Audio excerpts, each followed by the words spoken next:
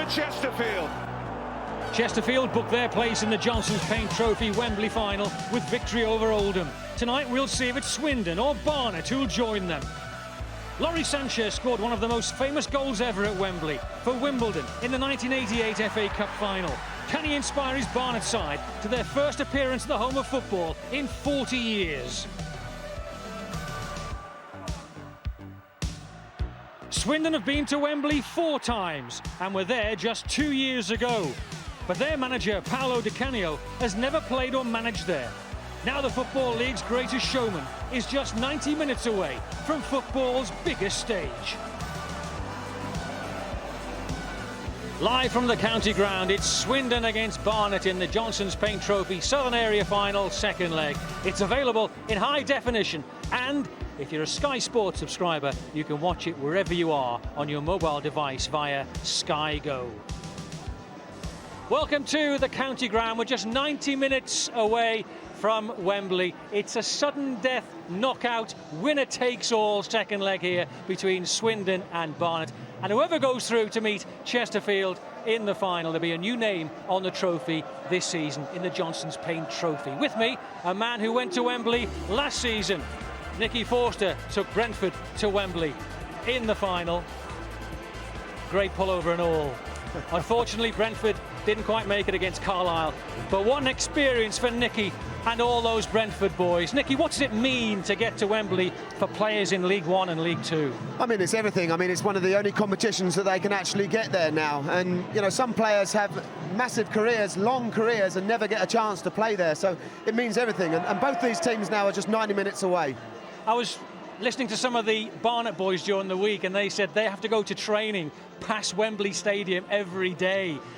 To play there would be magnificent. They all said that. Absolutely. It's going to hurt if they don't make it, isn't it? So, you know, that incentive is there. You know, as I say, you don't get many chances to play, you know, at the home of football. And it's a magnificent venue now, and they're playing for it, as I say, 90 minutes of football. And it's all on this game, isn't it? Because the first leg was 1-1, you know, pretty tight. But I suppose Swindon would take that, wouldn't they?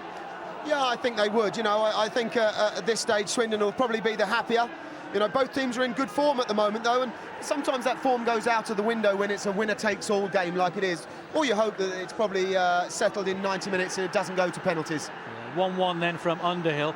And as you say, both in good form, aren't they? Swindon have won 5 in a row in the league, Barnet 4 in a row in the league. So although Swindon are much higher up and Paolo Di Canio thinks they're the better team, he has a case, doesn't he? Well, he makes no secret of the fact that, you know, they are the better team, you know, league-wise, and the league doesn't lie, especially at this stage of the season. You know, we see him there, you know, he's an animated guy, isn't he? I should imagine at some stage tonight he's going to be fairly animated one way or the other. But as you say, they're the form team, and I think they'll be the favourites going in with them. He said recently, didn't he, my technical area is mine. I can do whatever I want in that technical area.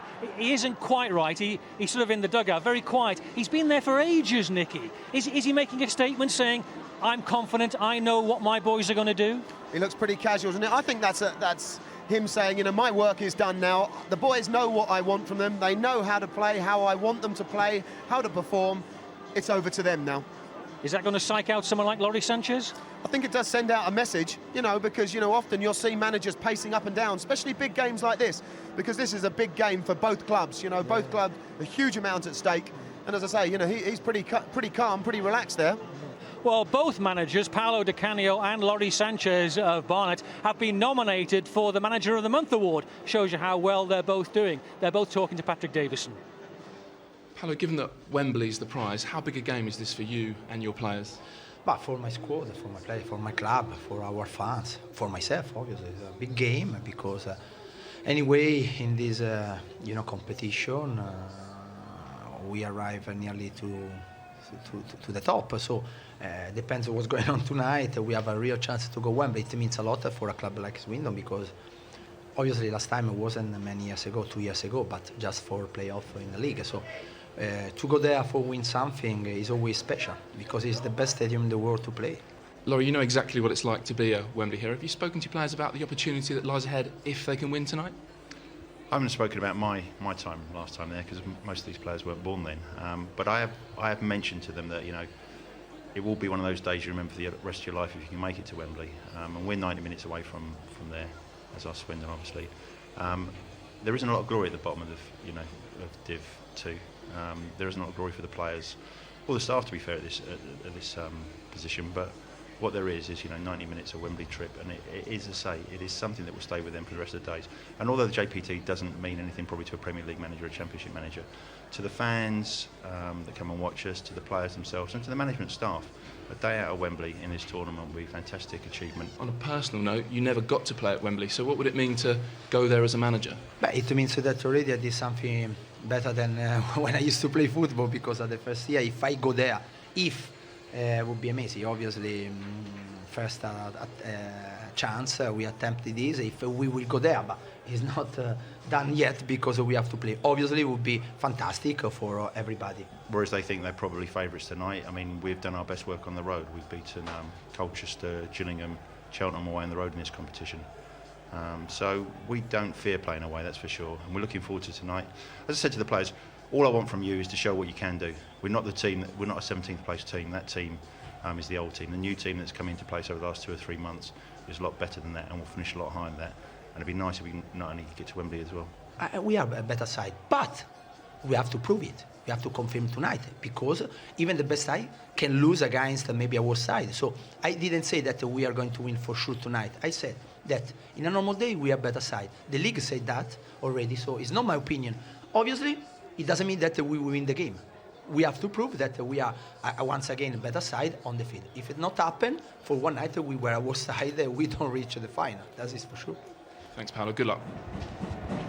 Different characters, aren't they? Although Laurie, very studious now, was a member of the Crazy Gang many years ago, as we know. But Paolo's been sent off 3 times already this season.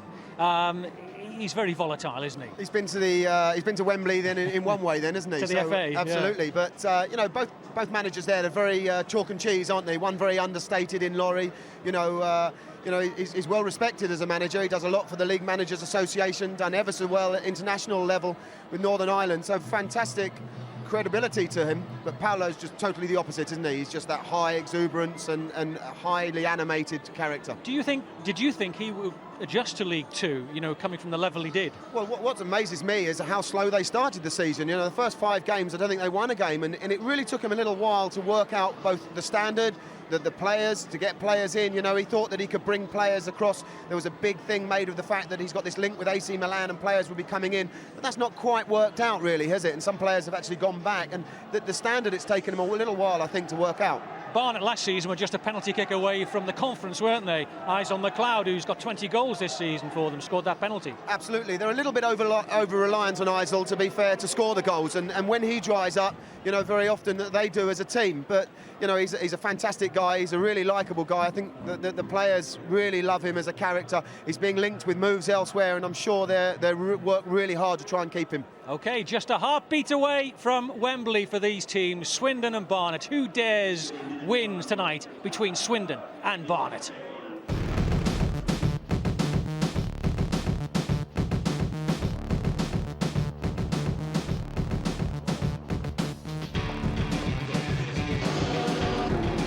For the fans, for the club, for the manager, it'd be quite a dream. There's some really, really good football, and we got a great manager. The Canio season, his players, his future, his new revolution.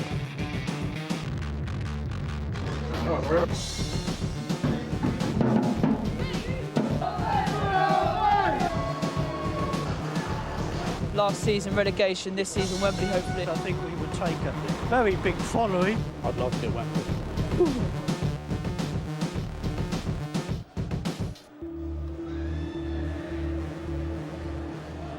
Well, Barnet have never won here in 3 attempts, and Swindon won 4-0 in the league. But those kind of statistics go out the window in this kind of sudden death cup football. It's all on the line this evening, and the crowd have really bought into this game. There'll be a big attendance here by Swindon standards for this evening's game. They're really into it. So who will go to Wembley then? Swindon or Barnet? Here's our commentators, Gary Birtles and Bill Leslie. Well, as we've heard from Paolo Di Canio, Swindon coming into this as favourites, but without injured Aidan Flint, who scored their goal in the first leg, and cup-tied Luke Rooney, who started against Southend in the league last time out. Paolo Di Canio then makes 3 changes to the side that won so well at Roots Hall. Alan Connell partners January arrival Paul Benson up front. former Blackburn trainee Rafael De Vita replaces cup-tied Rooney on the wide left of midfield. And Simon Ferry, the former Celtic midfielder, comes back into the side in the centre. He is one of 6 players who started the first leg. Barnet in good shape, though. They've won their last 3 matches. They've won the last 2 with an unchanged side. And Lawrie Sanchez sticks with that again tonight. The focal point inevitably their top scorer and League Two's top scorer, Isol McLeod. Danny Sender started the first leg but picked up a really nasty knee injury in it. So a couple of lone players in defence. Paul Downing borrowed from West Bromwich Albion and Michael Hector from Reading. Dean Brill knows what it's like to win this competition. He lifted the trophy with Luton Town at Wembley in 2009. Phil Smith saved 3 penalties in the shootout win against AFC Wimbledon in the quarter-final. He's on the bench for Swindon tonight. Barnet include a host of new faces, most of them on loan, including Jordan Mustoe, who started here for Wigan in their FA Cup defeat last month. Both sides waiting, both sides ready, and both sides should really be fresh after weekend postponements due to the freeze. But very much game on here. They've thrown the lot at it. Frost covers, heaters. Might be freezing in air temperature, but the pitch is perfectly playable. The northern section decided. We know that Chesterfield will be the representatives in the final from that part of the country. We'll shortly find out who will be joining them.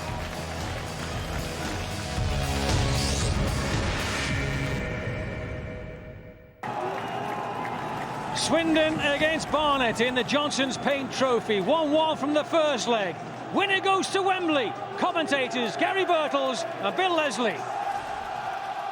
Famous footballing names who provided memorable moments as players in their career. Both trying to guide their clubs to Wembley Stadium for the first time in the final of the Johnston's Paint Trophy final. 1-1 it stands after the first leg. Swindon went into that buoyant after they just knocked out Wigan here in the FA Cup. They took the lead, but Barnet bit back, so we are level here. And Swindon in red get us underway. They look like they mean business from the off. Loose touch from Jack Saville, nervous touch. You saw the intent straight away. They want to pass the way through. Quickly, 1 and 2 touch. Early pressure on Barnet. We're on from Kanjo. Heard Lawrie Sanchez saying it's a very different Barnet from that of even 6 weeks ago. They were sliding worryingly towards the relegation positions. They were low as 23rd in the table at one point in November. But, wonderful run they're on at the moment. 4 wins on the bounce in League Two.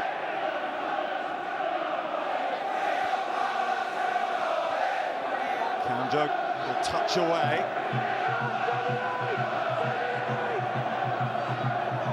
Swindon trying to get people down and dictate the early tempo. It's really been a feature of their play this season under Paolo Di Canio. Barnet just got to expect a lot of pressure early in this game. They've got to concentrate, not switch off, because Swindon have the players to punish you if you do that. You look at the League Two table, 20 points separate the 2 teams, but on an occasion like this, that can go right out the window. Expectations are that Swindon will win this, and that might just help Barnet.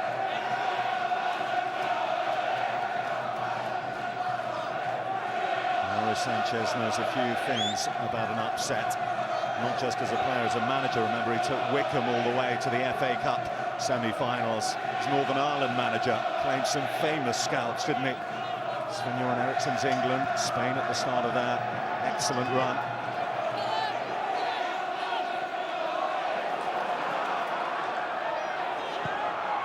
They're having to do a lot of defending here, Barnet.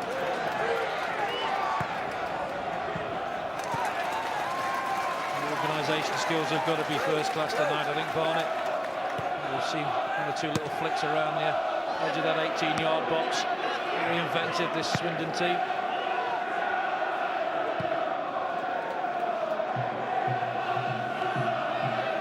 McLeod, when the chances do come Barnet's way, he's usually the man to take it. Alongside him, Ricky Holmes in pretty good form as well. But is it 28 goals between them?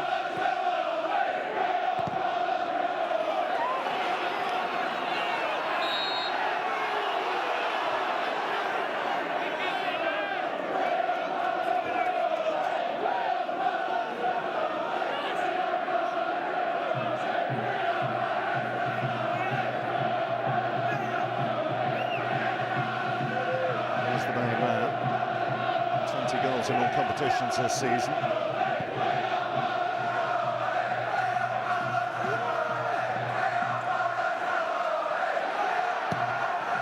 McCormack to clear. Aaron Deadman is the referee. His whistle's gone to signal the offside. Just lurking on the edge there, wasn't he, McLeod? See when the ball's in the air there, he just went on the shoulder of his marker, just caught offside. But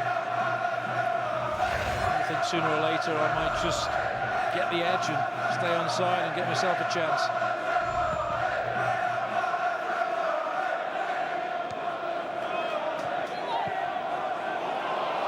On his way well by Connell.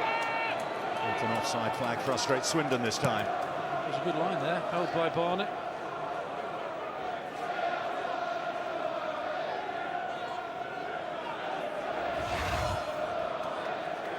Good first touch, hooks it round. And, oh dear me, that is so tight.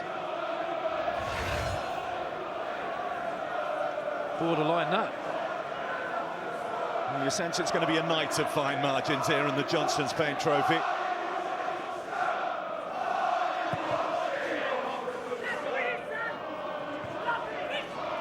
Off the head of Saville, under pressure from Benson. There's the Swindon captain, Caddis.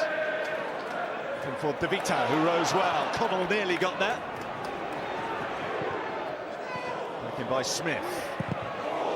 Extravagant effort, blocked away. Ritchie, who has been in excellent form, taking on a really good effort with the volley. Terrific strike by Ritchie. That was goal bound as well. Decent block.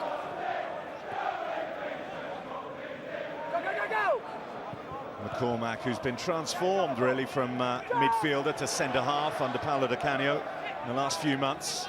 Fixture in the side in that department.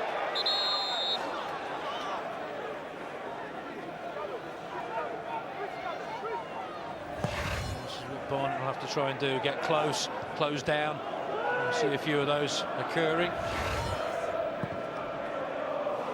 Canjo looks long, no flag this time against Isel McLeod. Here comes the former Barnet man, Joe De Vera, to halt the Barnet progress, but not to stop it. Oh, and it comes off the top of the goal. What an effort that was from Ricky Holmes. I don't think a lot of people expected this. Everybody expected him to cut it across. McLeod does well, stays on side. It's a decent run. There's another decent run. I think everybody was taken by surprise there. Expected the ball driven across the face. Just to catch the keeper at the near post. Decent effort. And of course, in the goal-scoring stakes, he has to play second fiddle to Isel McLeod. Most do at this level. But he's in good form. 2 in his last 3, Ricky Holmes. Kennedy away. Vita hadn't set off as Swindon had hoped. One thing they didn't have to do coming here against this Swindon team who are flying high in League 2 is be afraid of them, fear them. I think what we've seen so far in the early stages, only 7 minutes in, they don't look to be fazed by it. They get on the front foot, get their own game into play.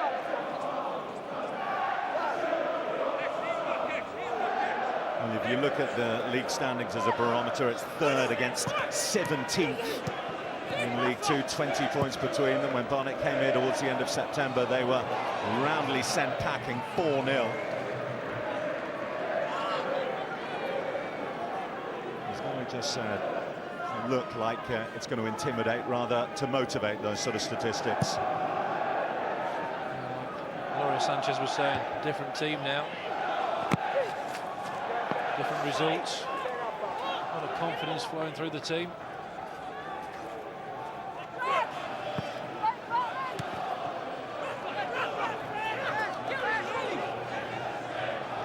Every The factor really should point towards a Swindon win. They've got the home advantage here.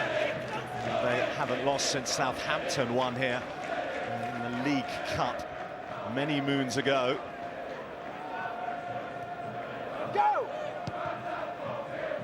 Barnet have never won on this ground either. Still a look to frustrate Swindon, close them down early and get the passing game into play. And when they get the chance, get on the front foot, get forward and support the front two, which we've seen on a couple of occasions.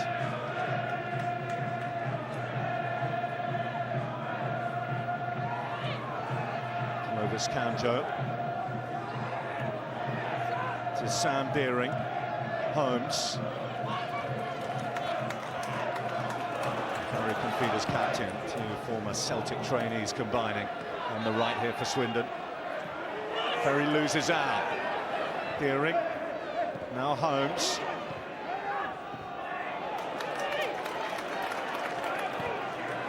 Jonathan Smith. This is Callum Kennedy. De Vita.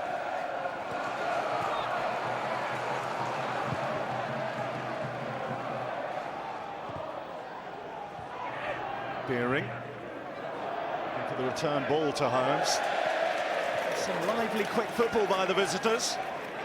It certainly is. One thing that's caught my eye already is the way they close Swindon down as soon as they get the ball. Harrison around the ankles, they're not giving them a moment on the ball. When they do get it, they're just trying to be creative themselves.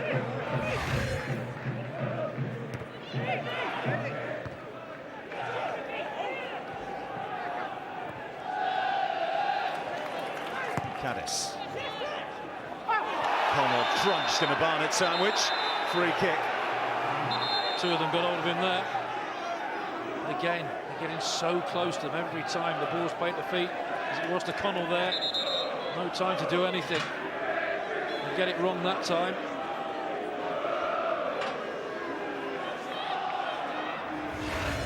See when it comes to Connell there. Good first touch. But look at the pressure straight away. One from either side. Letting him go nowhere. Maybe looking to get away with that. I'm not sure the referee knew which one had actually committed the foul there. McCormack floats in the free kick. Comes to Connell. Now, did he get a shove in the back? The Swindon supporters appeal for it. They would, though, wouldn't they? Here comes the Barnet break. It's Holmes. McLeod. The front two combining here. Now, can McLeod get his head up and spot the run? It's cut out by McCormack. Starting to boil up nicely now, this one. And Benson, Ritchie coming on the outside was going to take it, and vice versa. All breaks down. There's a break by McCormack from the back.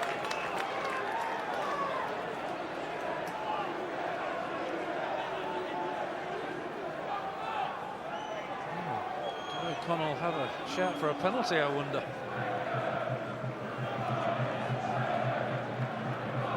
Mark Hughes, the skipper. Well, they picked up a broken nose there. There's the ball coming into the box. Connell goes right. I'll tell you what, I have seen those given. He's not got the ball. You watch when this ball comes in there. Connell gets in front. It's a clear shove in the back. Anywhere else on the pitch, we always say that's a free kick. We saw some of the penalties at the weekend that were given, weren't given, and it was a shove.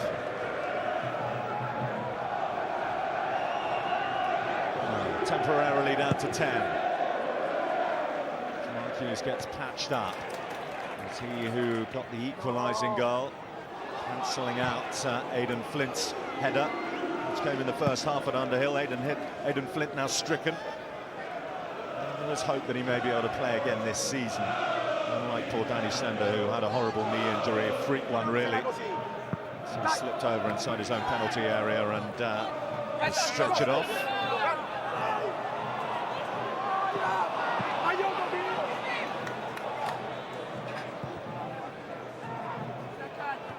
McCormack.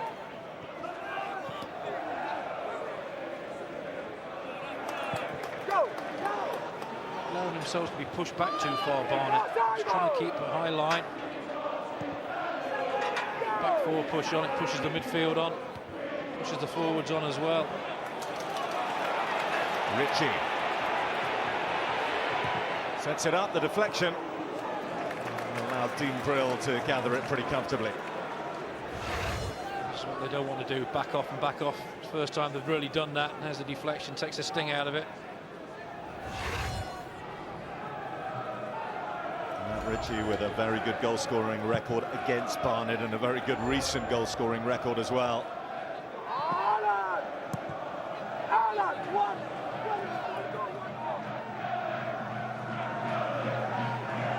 To wait a little for the return leg. 4 weeks to the day since that first meeting at Underhill.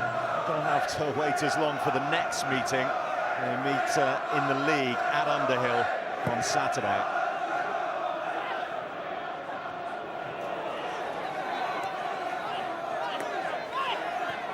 Richie Caddis with the overlap. There's Ferry. Caddis. Three waiting in the middle for the cross, which she will provide. Nothing that the backpedaling Benson could do with it, though. Decent delivery to it, that far post. Just offside when that ball comes in. Doesn't matter in the end.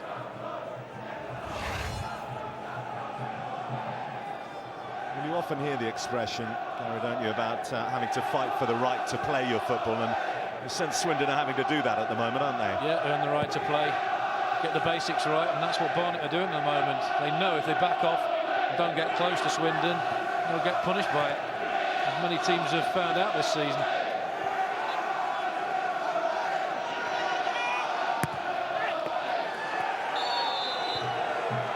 That call late by McLeod.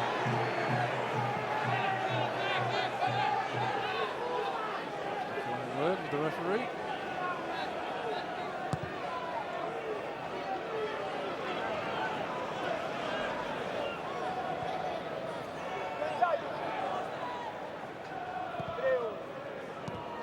Caddis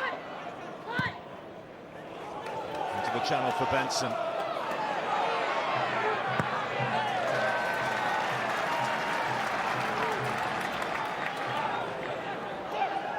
Holmes has had to drop back into midfield to help out. It's a 4-4-1 at the moment in the 4th minute without their skipper Barnet. And Swindon's captain just carried it out though, Caddis.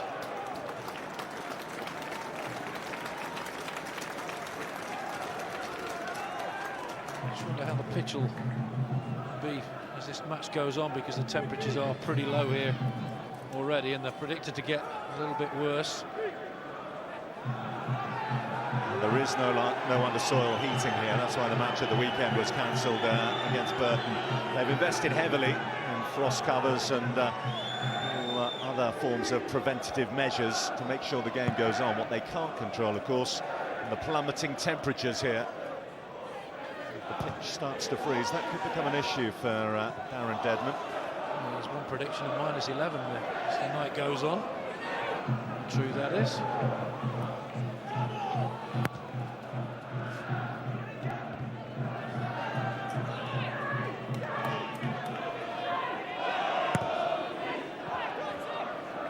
Ritchie.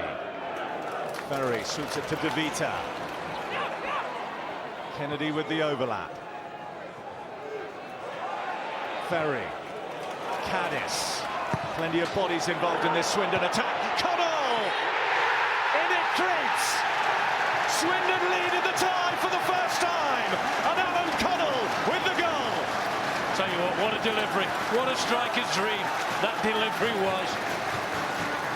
He wouldn't have missed that either. All looked in slow motion as Connell put this ball in. They work it well. It's in first time. That's what gives him the opportunity. Heads it down, back to where it comes from. And the goalkeeper, Brill, is just flat-footed. Decent header. Heads it down, back the other way. What every striker should do when it comes to him like this. Not a lot of power, didn't need it. Just placement. It's a cracking header. We were here earlier in the season and he came off the suspension. Did real damage. Well, Alan Connell with the goal, but the man who injured his nose in marking Alan Connell, Mark Hughes, was off the pitch at the time of the goal. I think it was just the quality of the ball build that did everybody. They seem to have enough numbers in there, enough bodies in decent positions, but the balls that quality can just beat you, and certainly did that. But Connell, the pace it was coming in, still had a bit to do.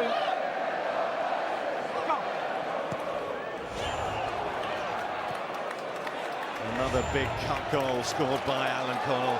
Got one you might remember in the FA Cup win here against Wigan. This did his strike partner Paul Benson off the bench. Could be another one here.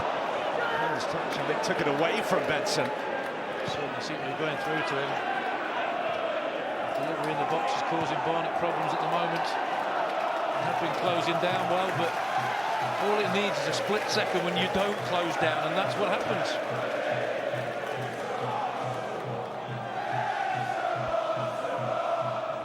Just the settler that Swindon have been looking for. In a quarter of an hour, they found Barnet a tough nut to crack.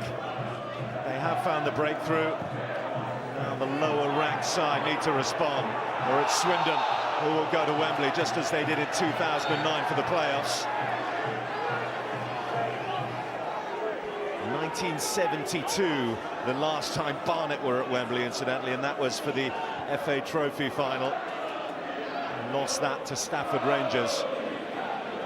See, they're a tough nut to crack early on, and you're right, but I just think the difference with Swindon now is that the belief Paolo Di Canio has given them, they don't get frustrated. They just keep doing what he tells them to do, which is keep playing.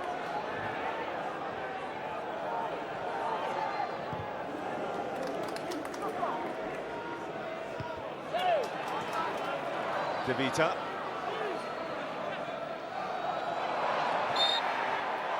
One back by foul means by Barnet, so it's going to be pulled back. Not 40 got away with it.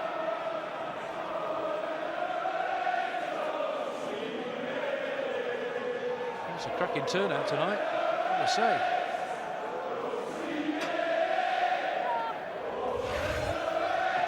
And here's where they work it wide. And they thought he might take a touch, he doesn't. It's a terrific delivery. Just flighted well. And you look at the bodies they've got in decent positions there, Barnet. But just the quality of the ball does them all, and Connell just heads it back to where it should be. And in by Kennedy, out by Dennehy. You could just see there Mark Hughes making his way back onto the pitch, but too late to make up the numbers. The chance to make the difference. Alan Connell's header certainly did.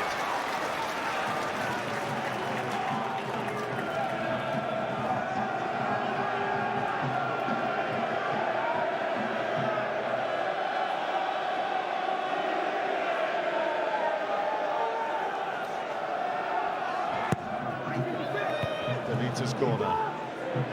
Caddis. Well, let's get some news from the touchline and join Patrick Davidson. Yeah, Bill, just a quick word on the Barnet captain, Mark Hughes, off for just over 5 minutes, had his nose glued and some strips put on by the Swindon club doctor, and just 5 yards onto the pitch, as we've seen when the goal went in.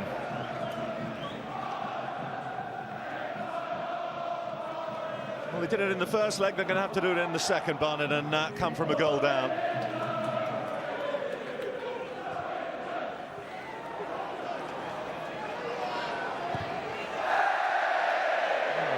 extravagant to say the least. Option to his left. Just fancied himself. There's the player who is a club hero alongside Laurie Sanchez, Giuliano Grazioli, who's an assistant. See on the shorts there, Gigi. Had that prolific goal-scoring season that fired Barnet back into the Football League.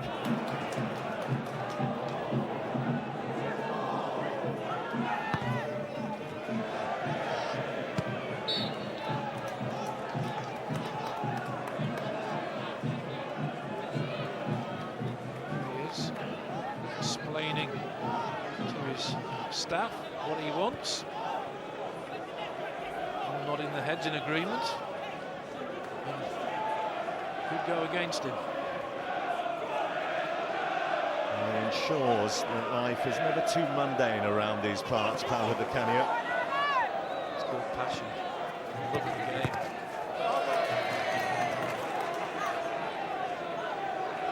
There's definitely a school of thought when he was appointed as Swindon manager that felt there was an element of the gimmick about it. I think what he's been able to do in his first season here is show that that is absolutely far from the case. Right up at the top, missed the chance to go top actually of League Two at the weekend as a result of their match going off.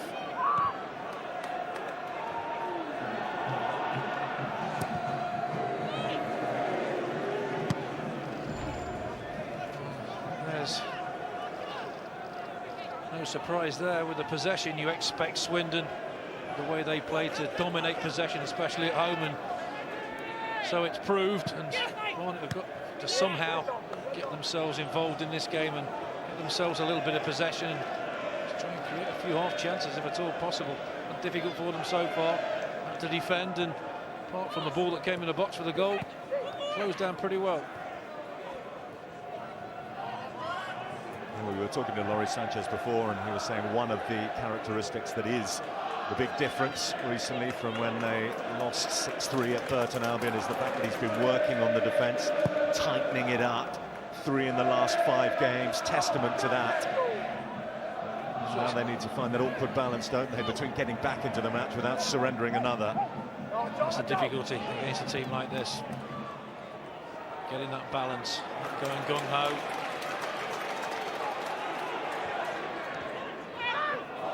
If you get your back 4 right and they play a reasonably high line, they push the midfield on, and that pushes everything up the park 2 or 3 more yards. It makes it easier. There's Deering now from McLeod, by De Vera to De Vita. Oh, here's Holmes in space. Manoeuvre a shot away. Jack Saville.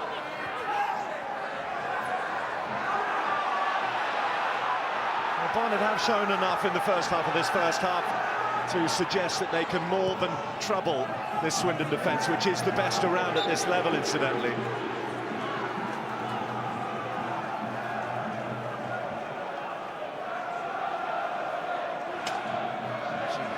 I'm happy with the fact that his team didn't clear the lines particularly well, sure. What Barnet have got to do here is make sure they get decent ball in that can be attacked, got cut out at the near post.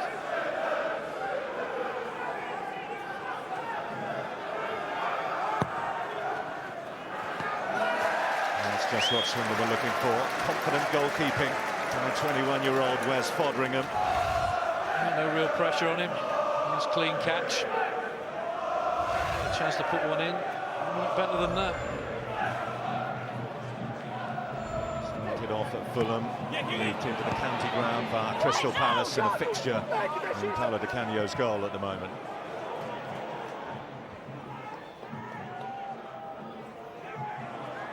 Done by Hughes. Here's Holmes, who's been lively in the match. Hector.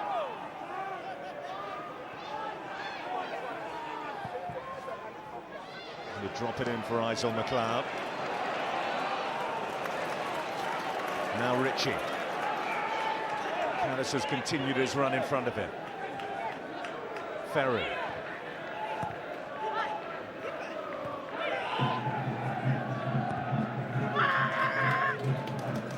McCormack. Look at the pressure again, always ready to pounce. Force them all the way back.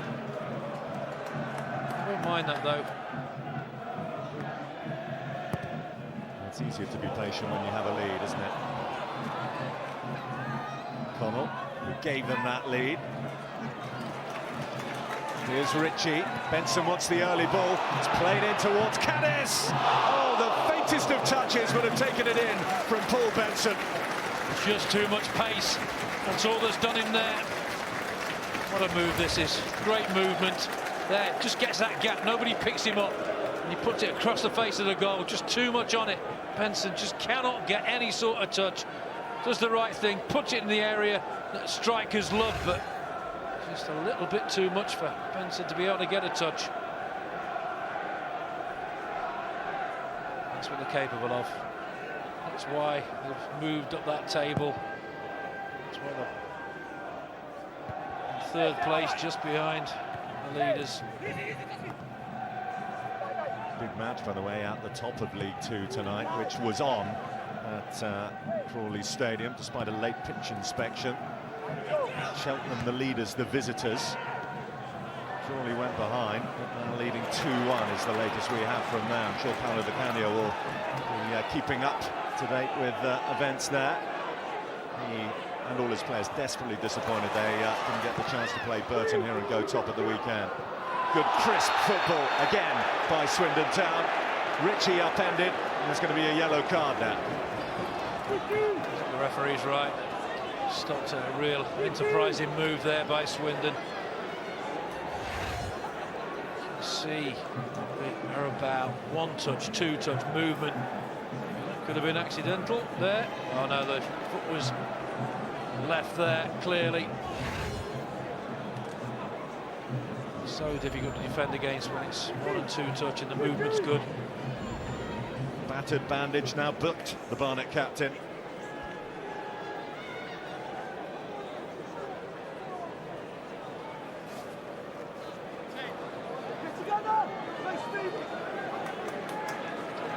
Kennedy looks like he fancies this one. Palace might have other ideas as well. Is the captain going to pull rank?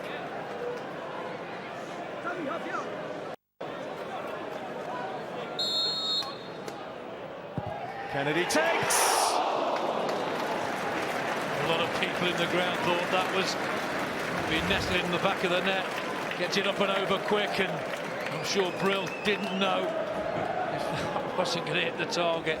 I don't think he'd have got there. That sneaks inside the post. Good quality. You might have seen at Stamford Bridge at the weekend. David De Gea was able to get across and save from Mata in a similar sort of way, wasn't he? What a save that was.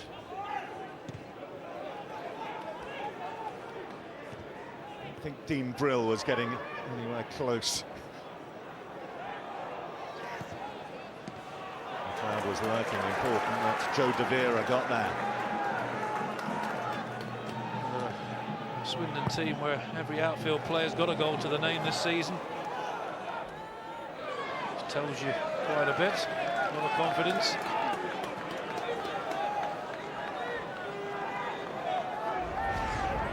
David De Gea probably in goal for Manchester United as they host Liverpool live on Saturday from noon. Sky Sports HD1 and Sky 3D.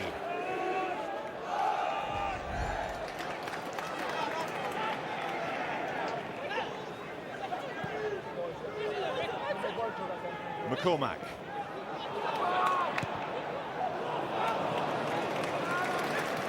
Just like coming out of defence there, just joining in, always causes a problem for the opposition. It's one of the benefits of converting a midfielder into a centre-half. He will tend to be more comfortable on the ball. McLeod looking for Holmes. I don't know about that. I transferred from striker to centre-half back into my career, and I do tend to be more comfortable.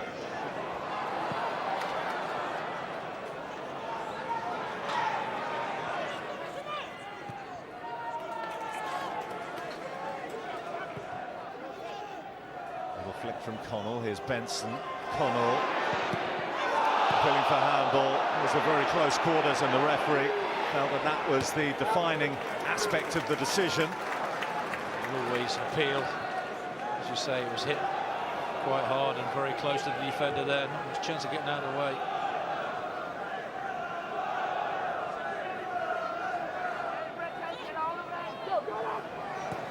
Purposeful run from Ferry, and with an end product as well. De Vita. Connell wants the cut back. Still alive. De Vita, the flag's up. It's disappointing then to a decent move. De Vita just had one touch too many.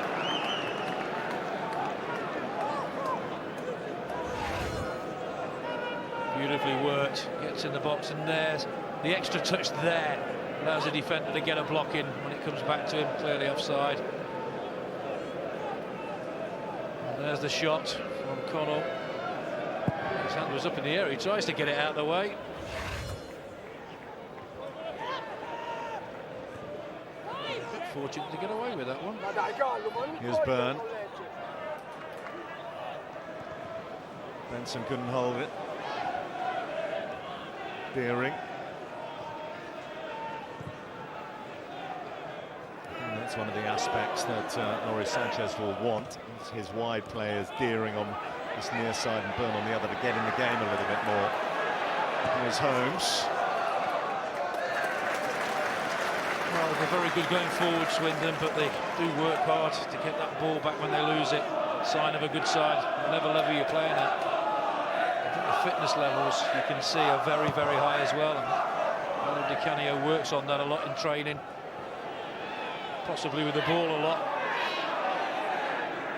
Absolutely right. The real ethic of the Paolo Di Canio setup here is hard work.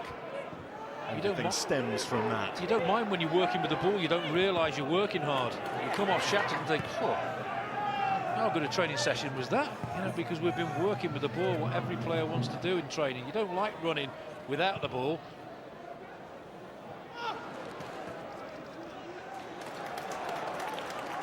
Pretty much everyone we spoke to, actually, Gary, before the game, talking about the six-a-side training sessions that they have and the sessions that Paolo Di Canio is involved in.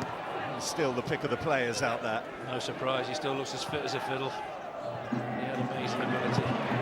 Beautifully set up. Ritchie couldn't find the finish. That's the danger. Ritchie comes in off that touchline. So good with the ball at his feet, plays it, goes for the return, takes it early. And just not enough quality to beat Brill. There's the ball laid off, takes it early, tries to catch the keeper unawares. Doesn't do it this time, but it's so difficult to pick up when he's coming in off that touchline.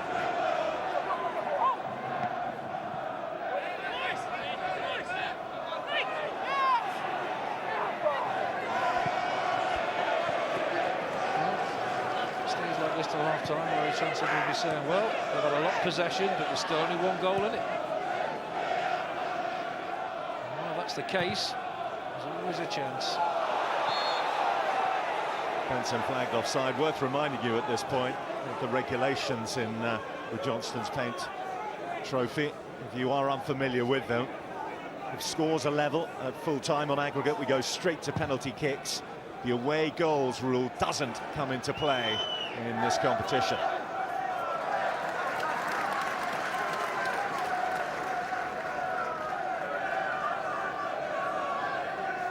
In the first half, they've not been able to get their key players involved as much as they'd like. Barnet, because of the possession Swindon have had. The crowd's been starved of service, as has Holmes.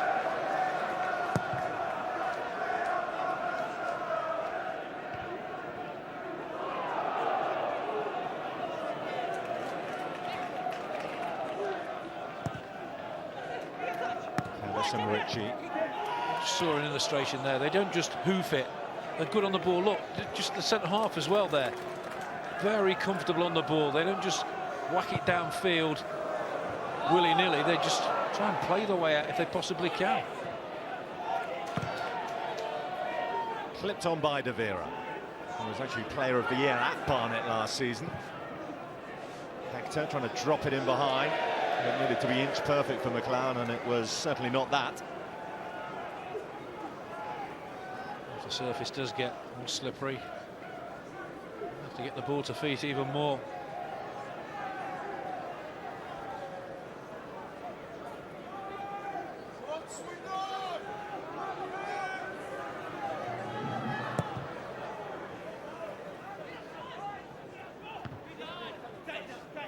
Here's Caddis.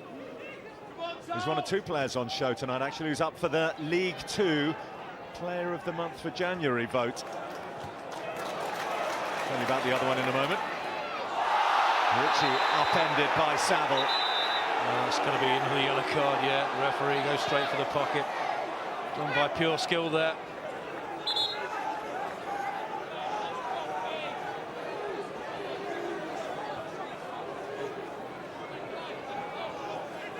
Jack Saville, a player who came through the Southampton Academy.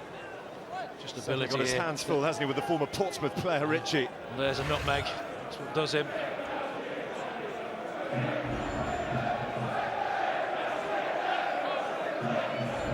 And now Ritchie will know he's one more bad challenge away from a red card.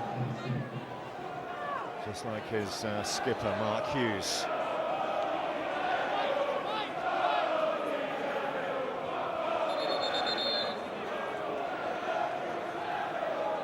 The usual shoving, pulling, arms round waists. Referee not happy.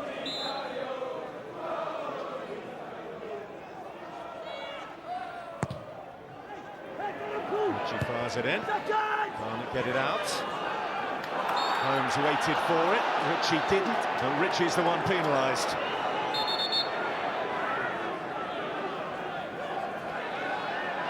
He wasn't happy with that decision. Certainly looked to clip him.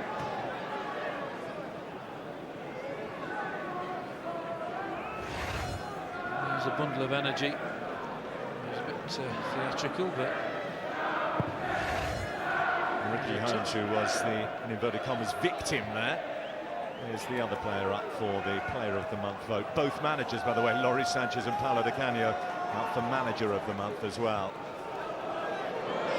I'll tell you that these are both sides in decent form coming into this. Barnet 4 wins on the bounce. Swindon winning their last 5.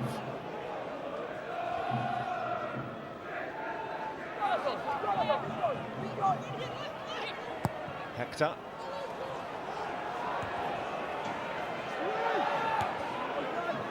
Cormac as far as Cadjo.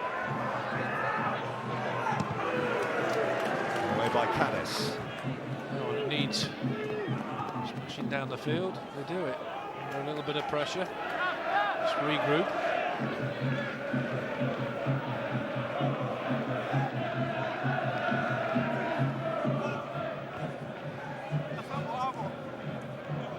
Caddis. Loose pass to Deering.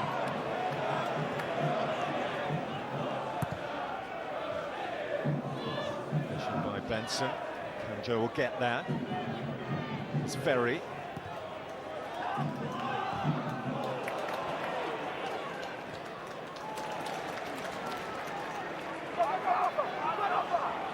Barnet carrying out again. It's still going. Here's De Vita.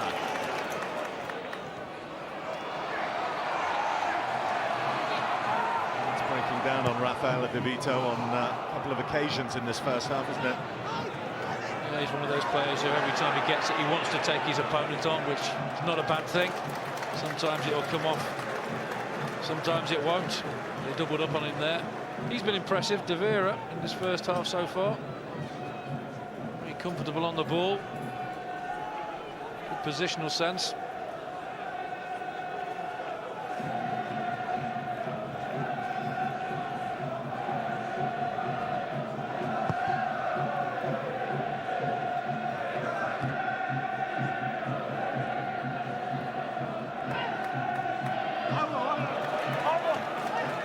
This time for Caddis, but you can see every time he picks the ball up, so confident in what he wants to do with it.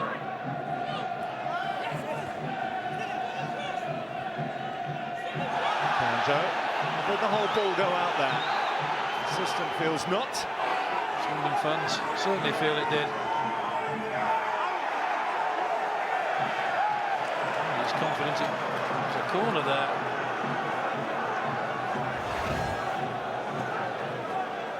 Does it all go out? No, it doesn't. Certainly doesn't.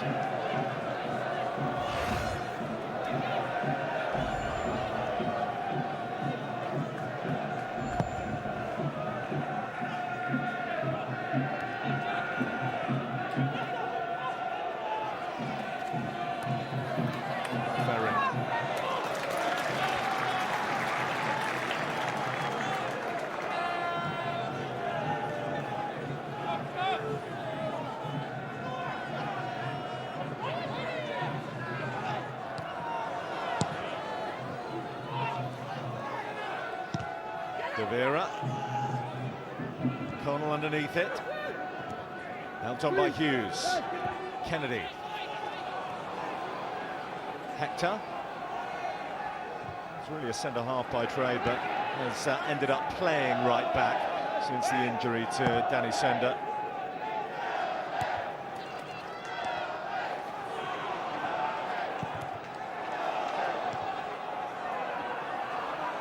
but still finding himself a long way up the pitch. Here comes Ritchie. Deering actually makes a gift of it to Matt Ritchie, who fires long, looking for Connell. He's onside. He can't keep it in. Ballsy idea there. They give the midfield a really good target, Benson and Connell. One of them prepared to run in that channel, make themselves available.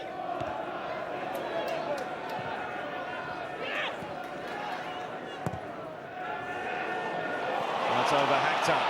Here's Bivita. It's bottling. Was caught in two minds again as the two strikers waited in the middle, licking their lips, hoping for the ball. What a ball that was. Came. What a ball that was. And you think, just slide it across for Connell. He'll put it in an empty net. Just hangs on too long again for me there. One touch too many. Got to look. And bobbling off his shins, wasn't it? Got to look up there though and see your teammate in a really good position.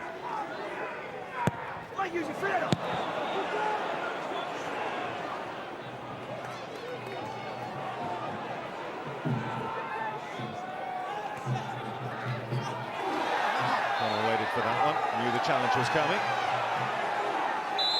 And Kanjo didn't disappoint him. I've seen the quality of delivery from this side in particular. I'm going to defend another one. Last minute of the first half, definitely not the time for Barnet to concede another.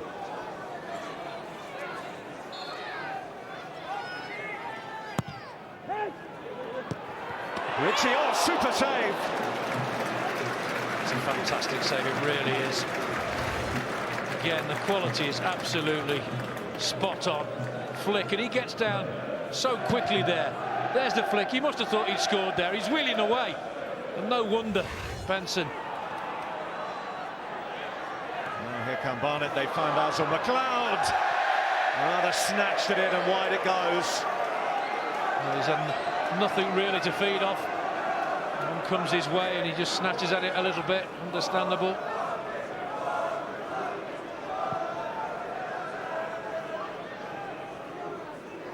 Well, it's all about quality again.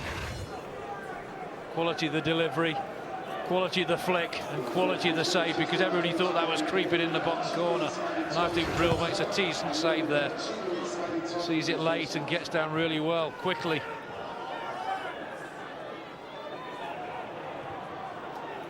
Kennedy. We talked about the energy levels, fitness levels of Swindon. Barnet are going to have to match that for the rest of this game, because you don't see Swindon stopping. They seem to pound teams into submission with the way they play.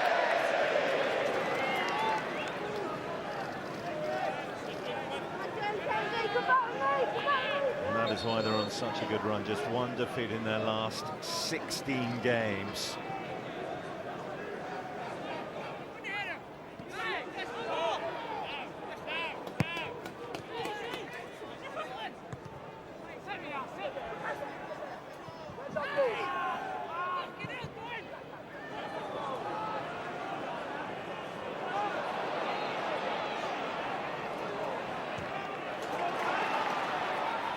Ritchie. Ferry. Kavita's offside. It shouldn't be. Shouldn't be. He's the widest man. It's just lack of concentration. If he is indeed offside. There's the ball played, yeah. He's standing in an offside position. Can see right across the line there.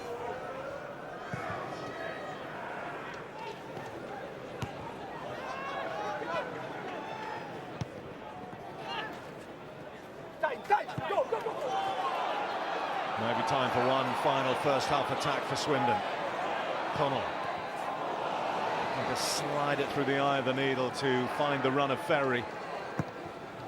Kamjo does really well there to get back, track back and cut that out. Well, it's Swindon who take a half-time lead. Back to the dressing room courtesy of Alan Connell. His headed goal, the difference, and at the moment it means that it's Swindon Town who are heading to Wembley to face Chesterfield in the final. Barnet would feel hard done by. Their captain was off the pitch when they fell behind, but they're going to have to come from behind again, just as they did in the first leg. Half-time, Swindon leading 1-0.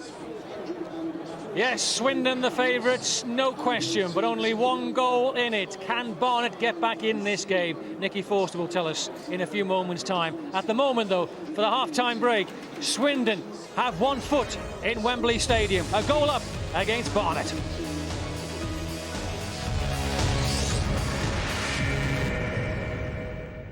(1-0) to Swindon, 2-1 overall. They're so close to Wembley Stadium. Nicky, you said to me before the game, you feared for Barnet if Swindon scored first. Do you still feel that way? Well, yeah, I mean, but the longer the game goes on now, the more Swindon are going to become anxious. So if they can get the second goal, I think then that's tie over, I really do. But, you know, it was important for Barnet to have a good start, and I don't think they got that. I think that Swindon took the game to them. They stretched the pitch early, pushed Barnet back, created the space for them to play in their little pockets like they do very, very well. And in the end, the goal was coming, wasn't it? Yeah, good goal. The goalkeeper has got his feet on the line. I mean, you're not a goalkeeper, you're a striker, Nicky, but is that the right position for the keeper? And this is Mark Hughes off the pitch, isn't it? Just coming back on now. Yeah, I think they'll be aggrieved that the lad is just coming on the pitch at the top of the screen, as you see now. It's a great first-time ball in by Cadiz. But for me, the right-back's got to tuck in and help out, you know, without the centre-half on the pitch at that stage. The right-back, Hector's got to come in and deal with that threat. Deal with the greatest threat. And the greatest threat was the ball in the centre of the goal. If the ball goes over his head into the far stick, then you'll deal with it from there. Keeper? I think he's got to come off and do better than that. Yeah, I don't know whether he was just worried about that near post header, but the moment it's come back across the goal, he's got to move his feet quicker for me. And Mark Hughes is off the pitch at that point. That's just unlucky, isn't it? I mean, he cut his nose, and he might have given away a penalty in doing so. Well, you can say he's unlucky, but great teams, you know, they sometimes go a man down, but they don't let in goals as a result. So, you know, you still got to deal with the ball. I think... you know, you might say they're unlucky, but I think they were lucky not to give away a penalty there. For me, that is a blatant penalty. He's trying to bring the ball down, and he's pushed from behind. That's a penalty. Yeah. Overall, Swindon did have the better of the chances in the first half, didn't they? Yeah, I mean, Barnet were reduced to a couple of long-range efforts, weren't they? You know, Eisel right at the end, McLeod with a speculative effort, and it's just not come off for them. I think the only time they've looked okay is when they've got Ricky Holmes in the little pocket in between the space of the midfield and the defence, turned and ran at them, but his options are really limited. There's not really a lot out wide, and there's just Eisel to pick out at the front, and at the moment they're not quite on the same wavelength. And Paul Benson so close to 1 goal and maybe a second for him. Yeah, I mean, I think it'd be a really soft goal to give away. Oh, this is the ball across, apologies. I thought we were talking about the free kick there. The nice little build-up this was. And he's absolutely, I mean, it's millimetres, isn't it? He'll be devastated. Any sort of touch, and it's in. And this is the free kick. This is the one I'm talking about. I think Barnet defended that poorly. Got too tight, got rolled, got manhandled slightly. That had been a really poor goal to give away. You've got to be stronger than that as the ball comes in the box. You know what they say, don't you? That you never have the same second half as you do first half. If you play badly in the first half, you can't play as badly as that again, can you, Barnet? Well, so can they get back into it? Yeah, I mean, I'd like to think that Barnet will come out second half. They've got 45 minutes effectively now to win a game of football, haven't they, to get to Wembley. We know the prize, so you'd like to think that they'll come out, you know, all guns blazing. Sound the bugle, charge. Got to be. I like that kind of football. We shall see in the second half if it goes that way. Swindon certainly have the edge. Larry Sanchez for Barnet. Can he turn it round? Paolo is in charge at the moment.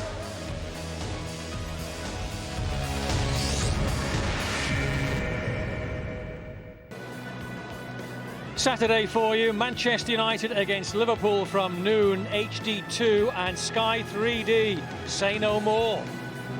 Here at the county ground, a little bit more to do as Swindon hold a 1-goal lead.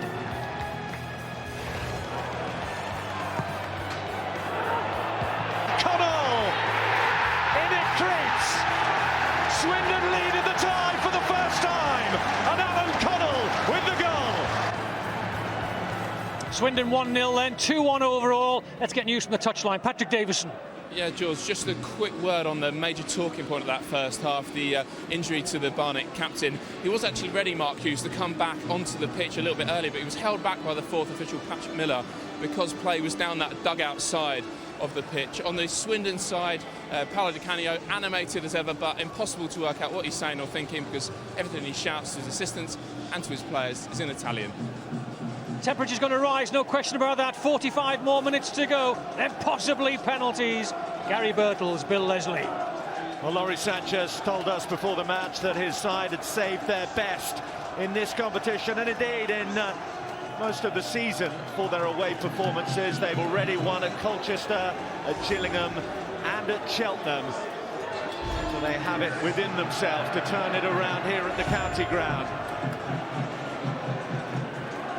Di Canio has turned it into Swindon's fortress. Barnet know they need to improve if they are to breach it.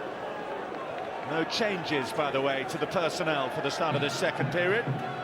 This decisive period that will dictate who will join Chesterfield on March the 25th under the Wembley Arch for the Johnston's Paint Trophy final. De Vera, at the moment, denying his former club a trip to Wembley.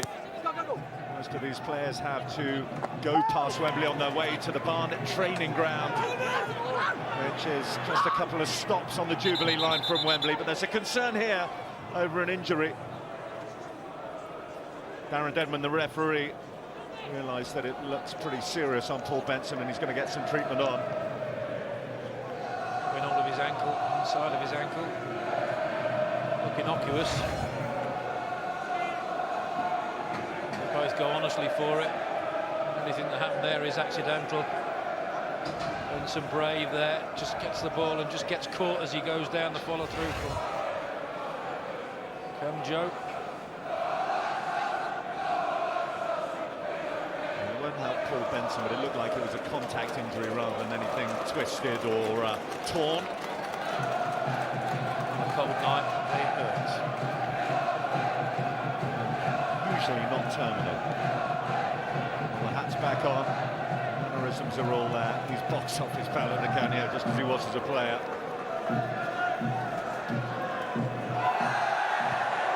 Risky stuff from Brill, and Connell so close to pouncing on most costly of errors we saw in Northern section area final, decided by goalkeeping and defensive blunder. You would really struggle to see a way back for Barnet if they were to concede again. Well, there's ironic cheers from the Swindon fans. They saw one first half they thought had gone out. Camjo wasn't given, and they thought that had stayed in play. The assistant decides otherwise. There he goes. Does it go out? The whole of the ball? No, it doesn't. Jonathan Smith.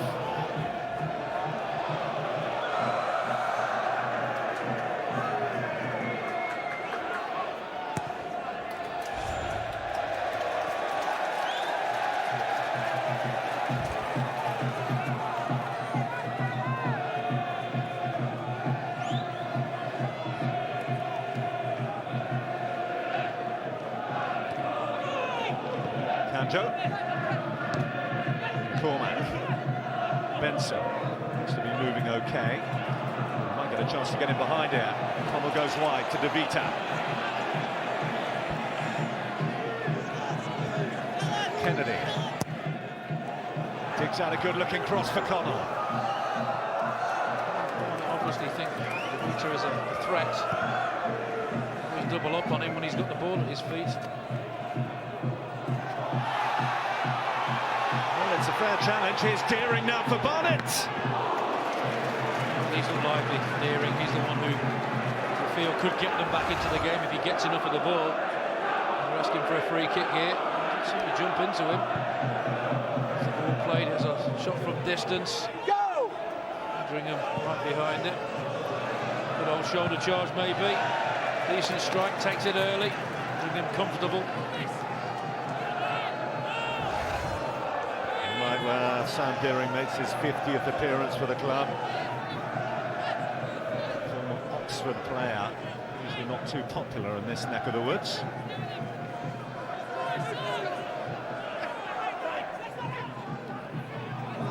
Looking for Benson.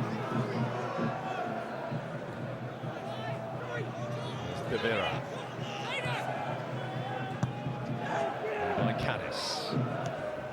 Downing. And by Byrne. McLeod. Oh, Cormac did that really well. Little enlarged contest and little triumphed with interest. So composed back there, doesn't he? Hector. Byrne. Former Forest trainee who's struggled to impose himself on the match so far.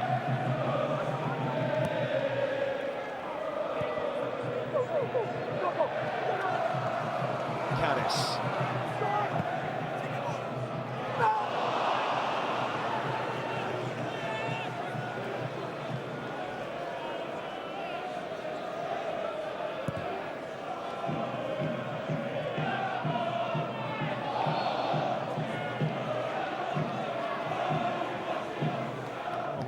Simon very for you can see him there holding his stomach. He was feeling pretty poorly at the break. He's taken a couple of tablets, determined to carry on and see the job through for Swindon. Doesn't look too comfortable, does he? No, he didn't, certainly. He don't want to come off.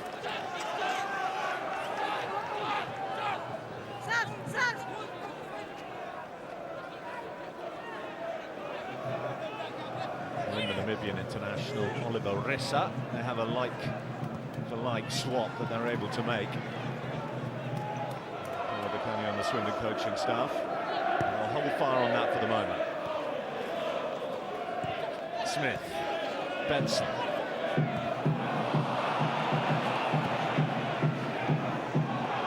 Barnet have got to find a way to get their main men into the game. Here's Byrne. Holmes. The problem he had there was nobody else in the box. He's gone for the shot. I'm sure he looks up and thinks, well, where are my teammates? That was right at the far post. Yeah, nothing to hit whatsoever. Played him well, it's well worked, but he has to go for goal. Connell, scorer of the goal that separates the sides in the tie at the moment. Caddis, a little too lusty. It'll float well behind.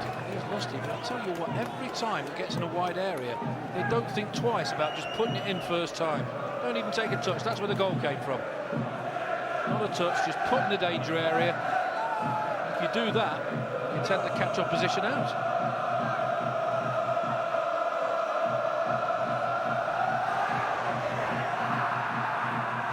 I don't think Simon Ferry's going to be on there for too much longer. He's back by Paul Downing, who's on loan from West Bromwich Albion. If they can turn it around, and Downing will of course play a part in that, keeping Swindon out. They will not be at the club by the time the final comes around. He's due to leave at the end of this month.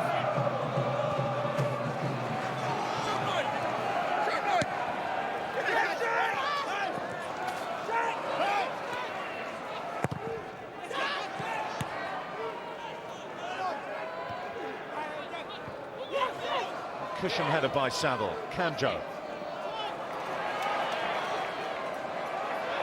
He's a fighter. He's allowed Deering to come forward. He will come to McLeod, but he's offside. It's a better passage of play from Barnet. This time they've really looked dangerous. They just can't get it clear there. Swindon trying to hang on a little bit too long. He's offside when the ball's hit, without a doubt.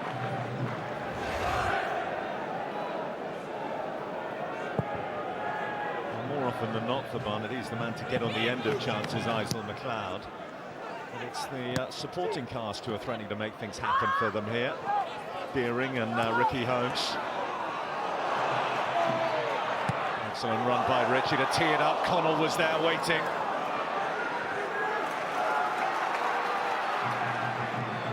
Kennedy. Ferry.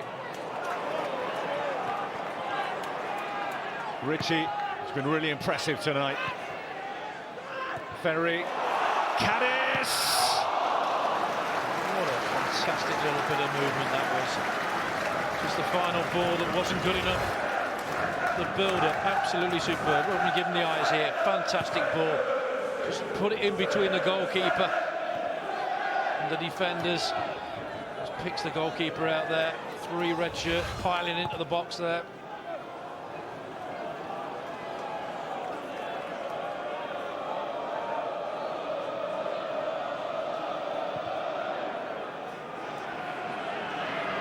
You can always tell about the ebb and flow of a game by how much the relevant fullbacks are able to get forward anywhere near the opposition penalty area. This is good hustling and bustling by Benson. Barnet have struggled for the majority of the match to get theirs over the halfway line. Swindon's have been pouring forward at will. Well, you just look at McCormack as well. A number of times he's burst forward from the back.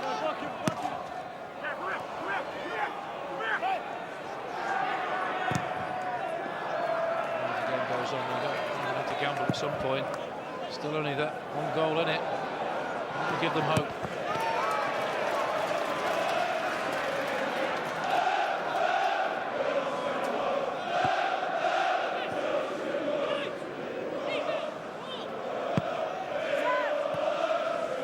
Still monitoring the Simon Ferry situation.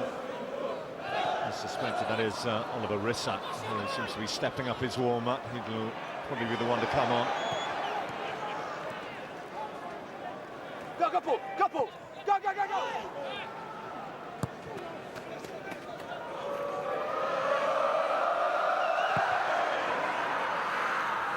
Swindon dominant in many departments, numbers of chances created, possession within the game, but the lead is just a slender one. And while it is like this, Barnet will have hope.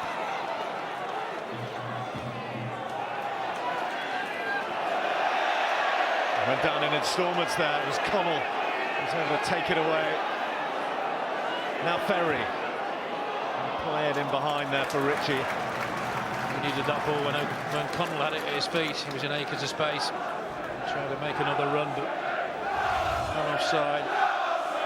There's where he wanted it there. Shouting on the far side. Then he makes another movement inside.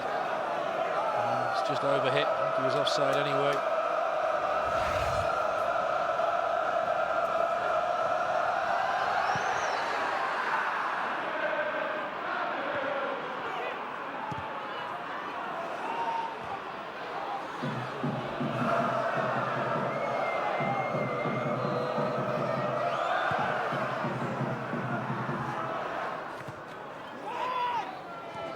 Smith. Connell. Caddis. Ritchie, Benson.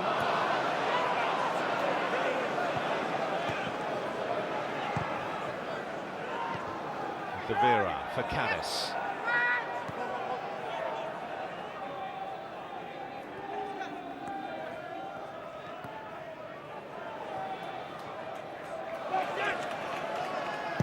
Ritchie is blocked away by Deering. If you're wondering why a fullback who hasn't got a goal in the month of January is in the running for Player of the Month, I think Paul Caddis giving a demonstration tonight of what he brings to Swindon's winning run and winning mentality under Paolo Di Canio. Noticeable thing is every player in a red shirt is comfortable on the ball. Technique, fitness, mentality, all things that Paolo Di Canio is a stickler about for his players. Leon Clark could testify to what happens if you don't toe the line. You're out of the door pretty quickly.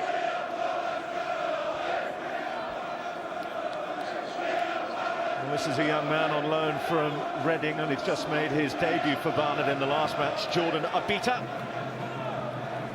I was just about to say, it was nice to see outfield, well, all the players, nobody's wearing gloves, and then he comes on and he's got a pair of gloves.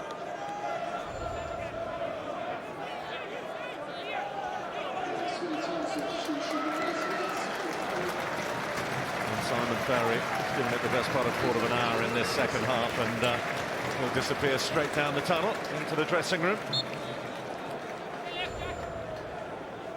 Get well soon, Simon. Welcome, Oliver Rissa. Oh, what a rasping drive that was. Very nearly caught Dean Brill out. Clean strike of the ball that was. Comes out of nowhere. Just Knocked down, it comes out to him. Look at this for a strike. Brill again, up to the task. Connell, well, he was coming back from an offside position. I was a little surprised the flag didn't go up sooner.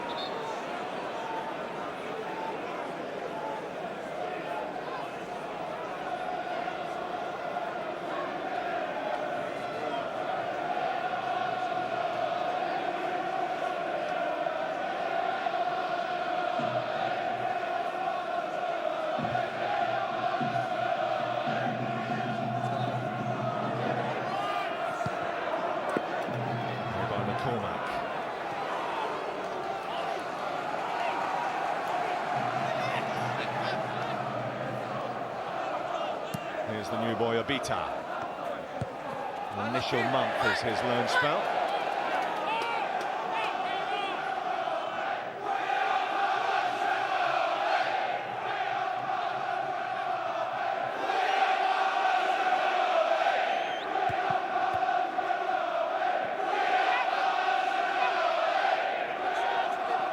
Good perseverance by Connell. He's crowded out. Obita comes away with it. Smith can now get it out, and he certainly did that.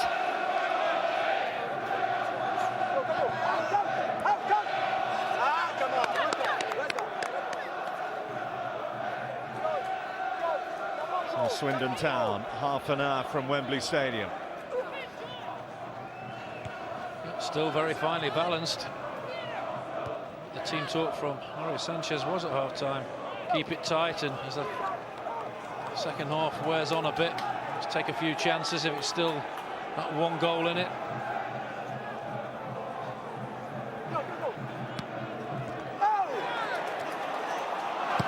Johnson playing on the shoulder. And Dennehy isn't going to take a risk.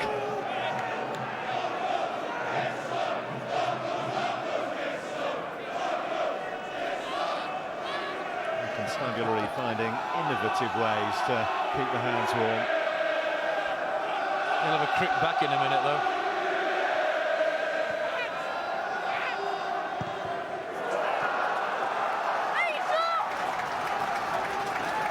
Well, Swindon seeking this second. They would surely kill this off as a contest.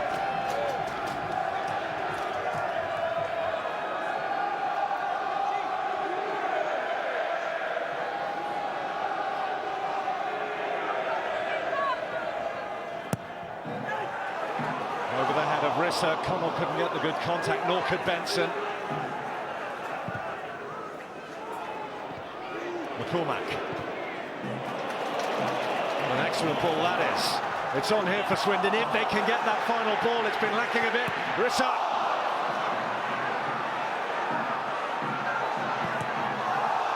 Bodies on the line, time here for Barnet as Swindon come knocking again. Connell, there's no way out for Barnet at the moment. Smith. Kennedy.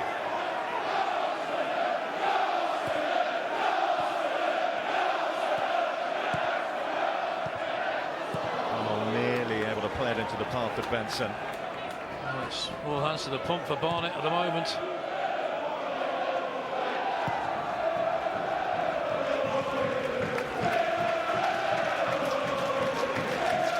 Frantic spell of Swindon attacking, but Barnet survive again. Look at this for vision, great first touch, look at that. Brilliant, chest control, excellent, tries to do the right thing, puts it across the face. There, good ability, weaker foot there, just couldn't get the power to get that ball on target, and there's a decent block there. Penalty appeals referee, good view of it. Canis. Benson. Scythed down rather agriculturally by Darren Dennehy. Will be lucky to escape a booking for that. I quite agree with you. I saw the yellow cards in the first half. Oh, he has got one, yeah. Not surprised. Training again to feet there, just scythes right through him. Just no need for that whatsoever. Just takes him out. There's Paolo Di Canio, arms in the air. Not happy. Rightly so.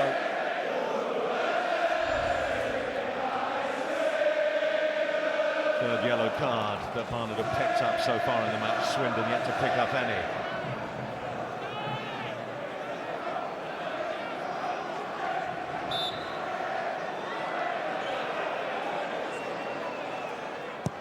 Richie's delivery. Oh, what was that? Was it a shot? Was it a delivery for somebody to attack? In between the two, I think. He tries to put quality in every time he takes a free kick. Every time he's out wide, he tries to do the right thing. Just gets too much on it this time. So impressed with his performance this evening.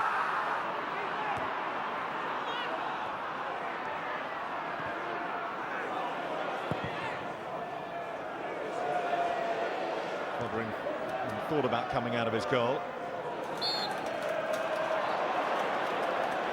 The referee played a little advantage there.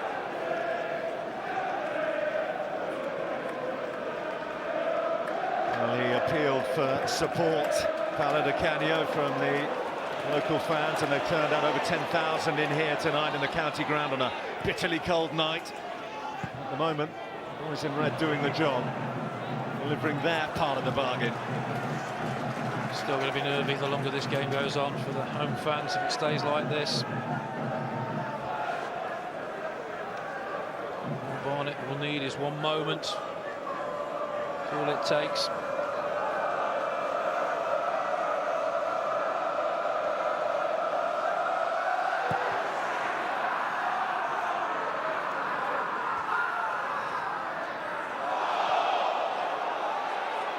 Appeals for handball, waved away that. McLeod couldn't hold it. He's looked out of sorts for much of the night and hasn't got into the game at all. Well, that was handball, but the referee couldn't see it. It was on the blind side, but the assistant could see it.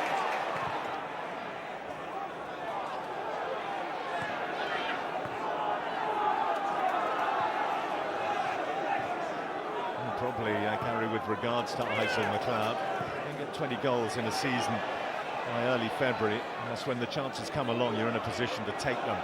And he hasn't really had a chance yet, has he? No, not one. He waited that one just before half-time where he snatched at it, but that's the only effort he was allowed to have. And he is the leading scorer in League Two, so if one comes his way, you know he's got a big chance of taking it.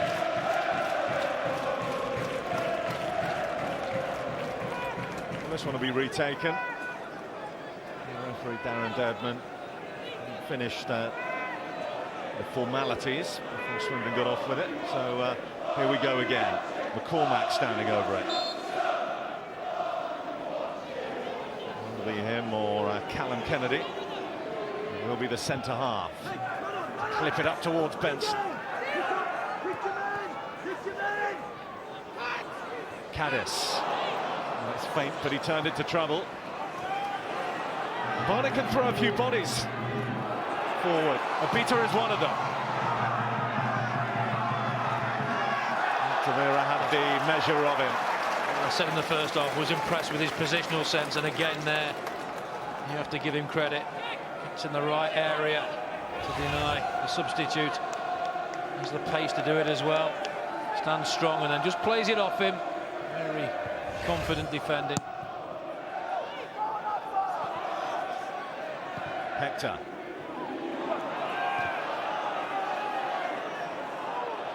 Oh, Benson got in there. Now he's just been booked there, Dennehy. How's the referee going to see this one?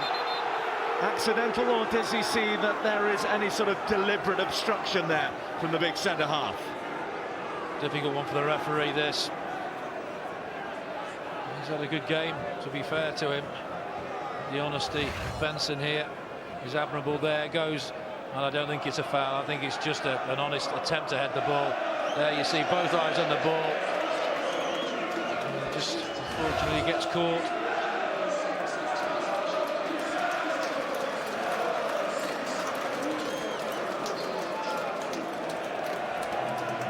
on the walls, isn't he, tonight, Paul Benson?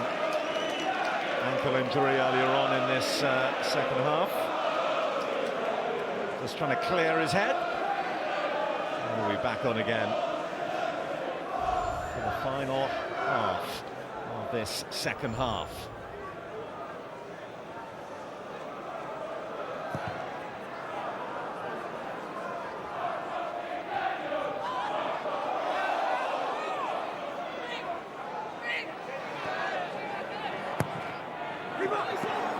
well.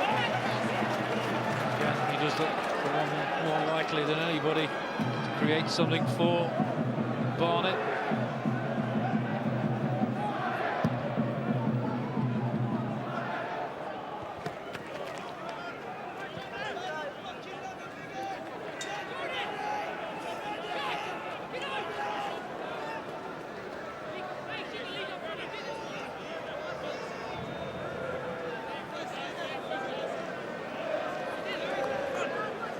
Right from the start of the competition this season, Di Canio said Swindon were in it to win it.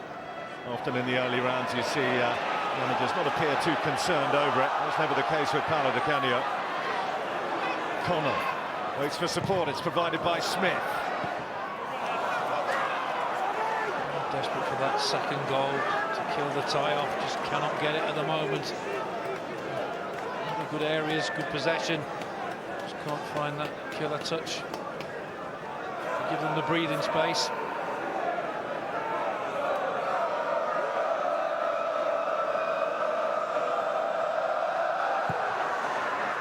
had to go on their travels as well to get this past Swindon. Exeter away when they won, Southend away. Barnet, of course, away in the first leg. The only home game they played in their run was against AFC Wimbledon. Aside from the capital, and that one finished 1-1 on the night and ended up being decided by penalties. Barnet would settle for that just now. Ritchie! Well, had that found the back of the net, it would have been worthy of winning it. Wouldn't it just? Confidence just flows through his veins. Again, the early ball in, not dealt with particularly well, takes it early. Good clean contact, but just drags it wide. No thought in his mind to take a touch. Very impressive performance.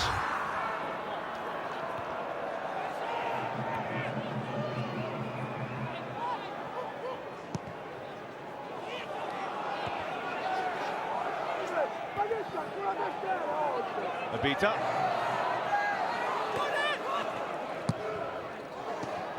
McLeod. Players have gone with him. Caddis away. You see the siege mentality there of Swindon, just closed him down as a group and forced him back. McLeod there. Double the attempts and bad count on target. 7 of those 10. Still only one to show for it though.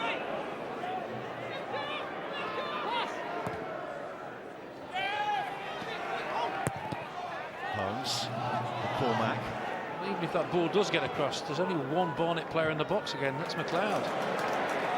There's Ritchie.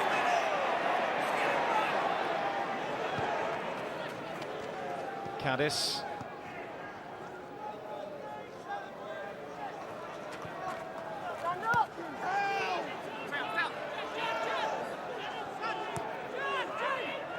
Ritchie. Benson. Connell couldn't attempt to touch that, he was in an offside position. Again, it comes out to Ritchie. Look, concentrates on his technique so well. Just tries to glide it towards that far post. Cushion header there by Benson, just didn't get it on target.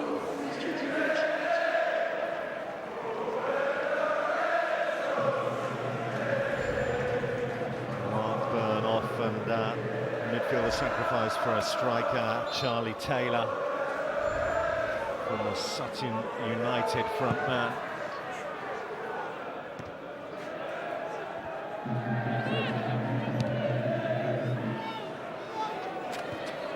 Gets a touch on into the path of Isel McLeod.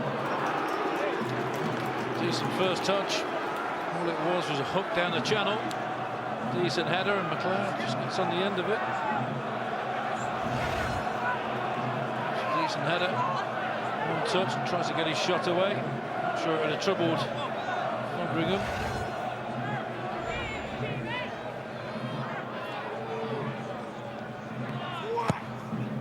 To win the corner. A chance to get the cross in. And by Deering, by Swindon Town. Just last man back for the Bees. Gets lucky there. Rissa. Caddis thought he was through there. Nigel McLeod might be here. He's offside. He would have been offside had he managed to get to the ball, but it's out by McCormack. A few nerves start to around this ground at the moment. I realise they're only 15 minutes away from Wembley.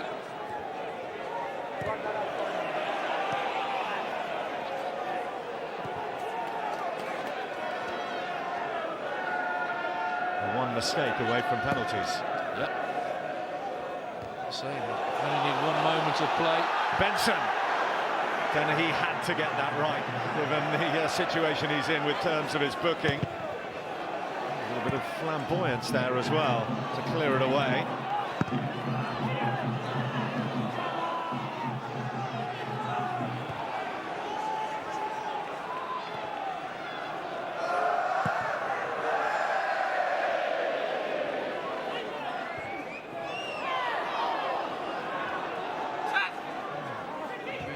Not happy. Cramping up there, Rafael De Vita, isn't he? Certainly looks that way.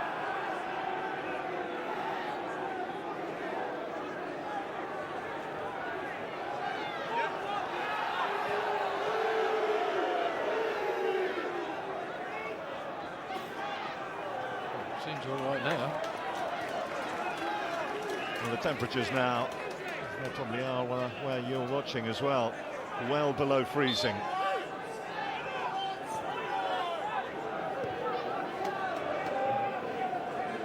Not going to help any sort of muscle injury. Cramping muscle. De Vita's back on after a little bit of help from the physio.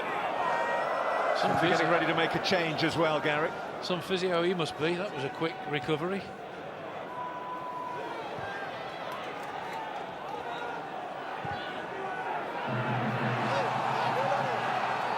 Abita. McLeod leaves it. McCormack clears it. Benson.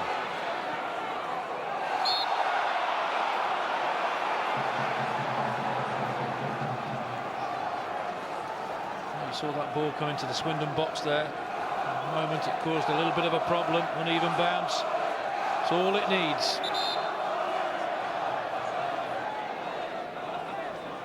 Swindon change, I think they're going to take off Raffaele De Vita.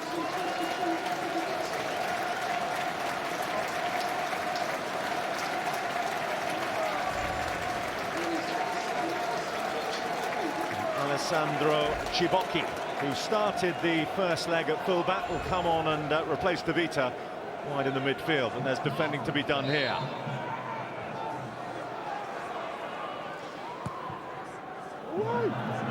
By Abita. They're getting closer. Change the angle, put a decent delivery in. There's the flick and organisingly wide. Just gets a touch on it off the knee there. When you put your body on, doesn't matter what you score with. Not sure how much he knew about it, the centre-half Dennehy. He's back in defensive position there, heading away.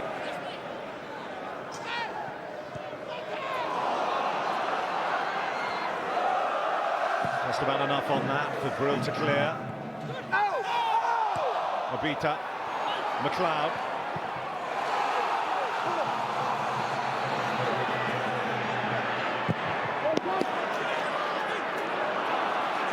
And Swindon are being tested like not before in this match now. Hector. Happy with that delivery, takes the pressure off. It was a decent break, decent opportunity.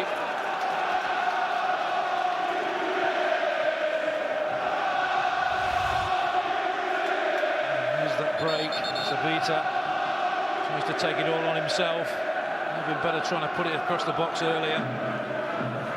And they do get it out of the danger area. He's been immense as well tonight.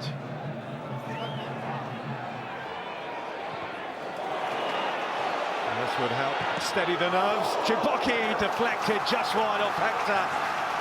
Well, he tried to do the right thing. He tried to slot that ball right into the 6-yard box where he could see two teammates coming onto it. There, just gets the deflection.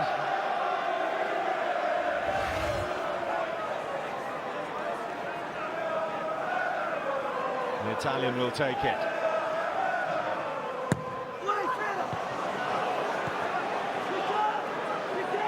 McLeod couldn't get the contact on it, but that's because he had a nudge. It's a poor corner. Shibata should have been better than that.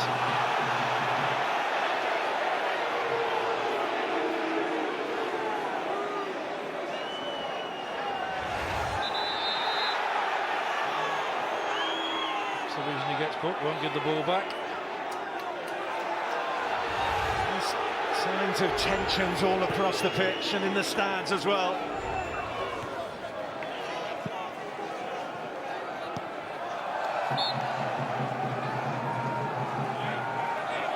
Understandably so. Wonderful tales that often accompany a trip to a Wembley final, whatever the competition may be. Barnet, whose very future is unsecure because they'll be leaving Underhill at the end of the season as things stand. And Paolo Di Canio never made Wembley as a player. So close to making it in his first season as a manager. They're certainly throwing bodies forward now, Barnet.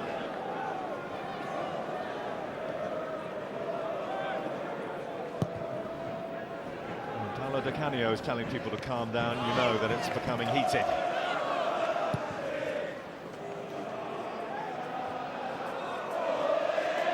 Well, Barnet growing in confidence. Aysel McLeod won't want to let him shoot, but shoot he does, albeit just wide. Well, the architects of their own downfall here, Swindon. Lose the ball, I think it's Smith. McLeod get on the end, it's just dragged wide. Fault him for having a go from there. 20 goals this season, why not? It is wide. It's worth an attempt.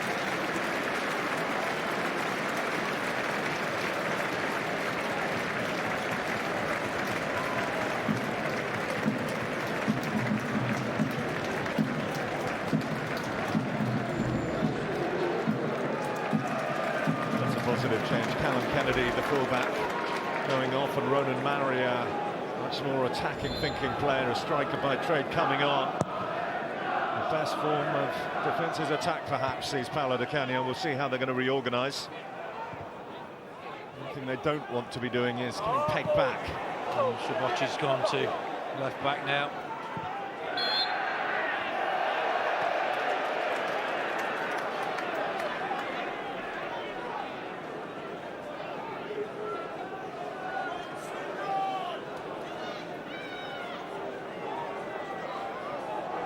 Possession, all the attempts, you'd expect them to be further in front than this, but they're not. Pensive, to say the least.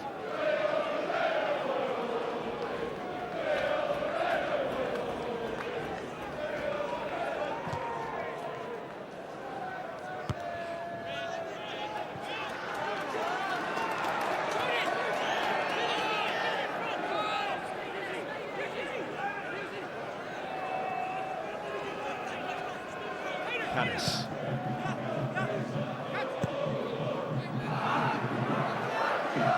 Benson leapt a little bit early.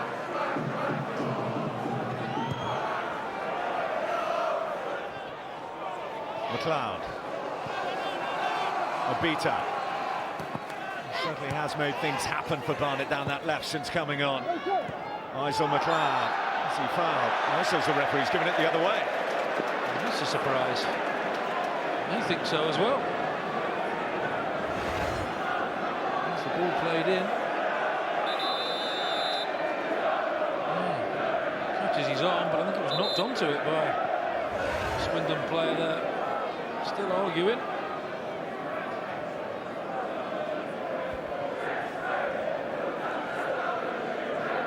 A night of frustrations for Aysel McLeod, who hasn't really had the serve to get too many shots away on goal. What he's saying, he said I was nudged in the back and that's why it hit my hand.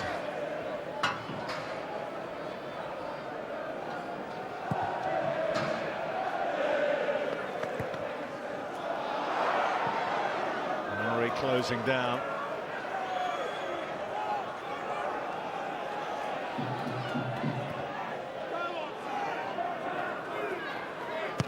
Hector. Taylor. Holmes.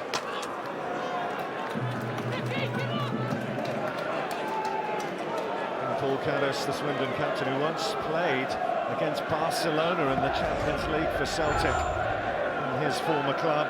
In SPL action tomorrow night at Hearts. See that from 7:30, Sky Sports HD1.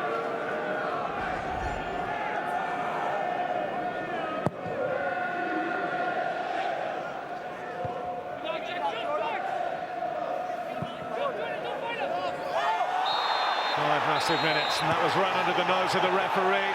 Red card. And Charlie Taylor, who's come off the bench, is sent off. Oh, disappointing to finish a game like this. Been a malicious challenge in it. Oh dear me, you can't go in like that. It's just ridiculous. He's gone in with his foot high, his knee high, everything high, and there's the referee's position. What is he thinking about going in that high? Just completely taking him out.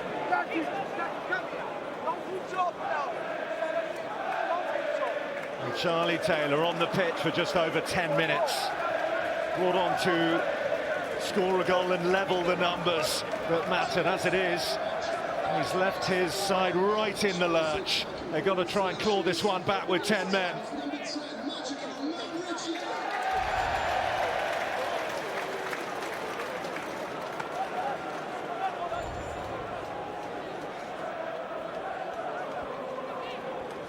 With that moment of stupidity, as Barnet's opportunity to play at Wembley go. Well, there's actually he heads it. He doesn't headbutt him. He goes high, and I think everybody thought he catches him with his head.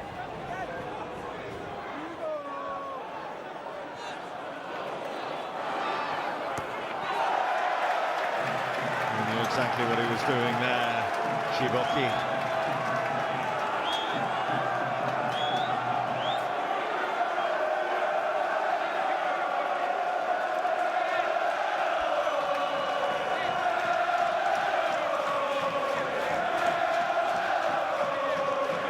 3 minutes plus added time to go. Pockets of celebrations breaking out around the county ground. Last time they went to Wembley, of course, it was that bobble that denied them Charlie Austin goal that might have made the final scoreline a little different. As it was, they were edged out by Millwall, missed out on promotion to the Championship. Relegation duly ensued, and the Paolo Di Canio, Swindon going places again. Well, the fans will be looking forward maybe to booking the hotels if they've not got hypothermia by then.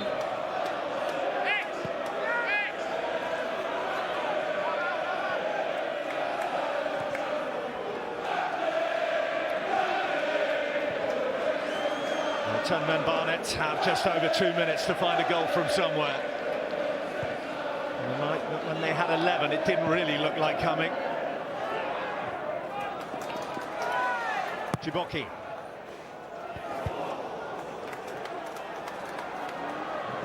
Connell dropping a little bit deeper now, helping out.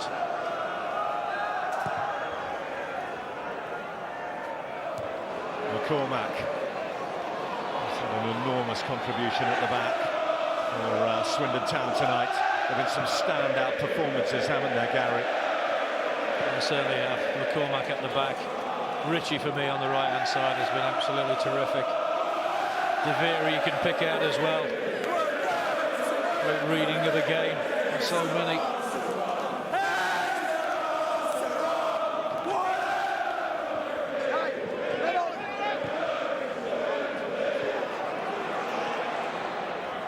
Energetic pressing from the substitute Murray. Give Barnet credit as well. Contributed to a decent game. They've not had many chances of their own. But Brill hasn't made a number of saves second half, to be fair to him.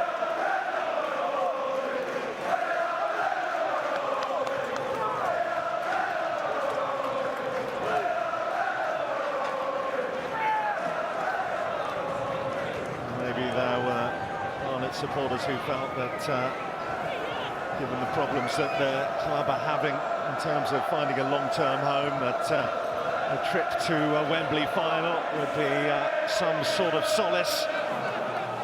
It's slipping away as the clock ticks on.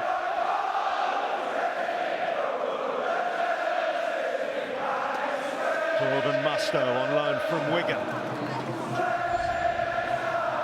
Come on and replace Sam Deering.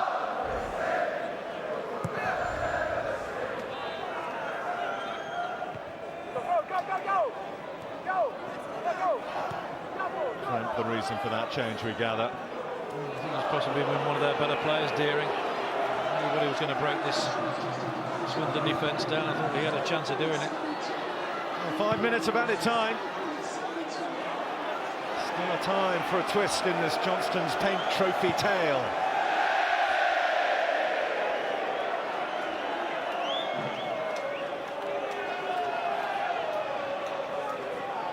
They do get across the line. Looking forward to seeing his celebration. One of the reasons he ended up in trouble with the FA was a celebration on New Year's Eve when they got a last-minute winner against Northampton Town.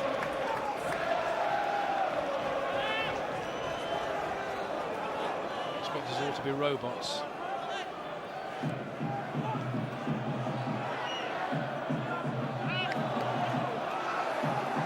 Finally, it looks like Paolo Di Canio will be going to Wembley for something other than a disciplinary hearing.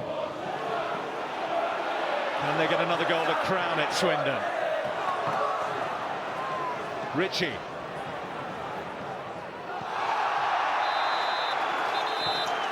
Well, that's what Swindon want. They want the free kicks in those sort of areas. Jordan Mustoe making his impact pretty quickly.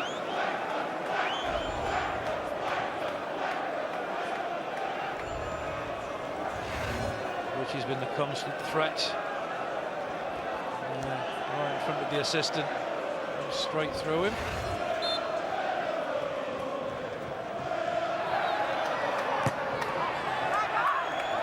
And Barnet can rue the fickle finger of fate going against them. They were down to 10 men when Swindon scored their goal because their captain was off getting treatment. Blocked behind there by Dennehy, threw himself at it to deny Murray. A lot of space here, one good touch, just gets the deflection off the heel. Yeah, you could say stroke of bad luck, but he, I thought, gave a penalty away that the referee didn't give in getting himself injured.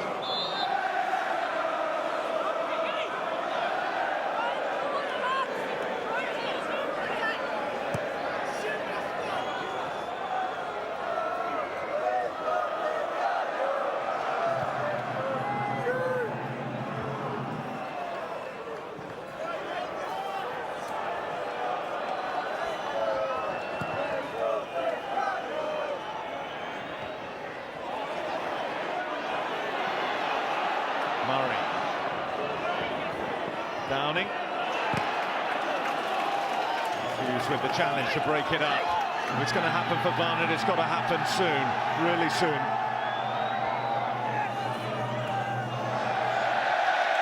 Well, that doesn't help, does it? Well, if he's nervous, he's not really showing it. Desperate for a whistle to be blown like every Swindon supporter in this ground.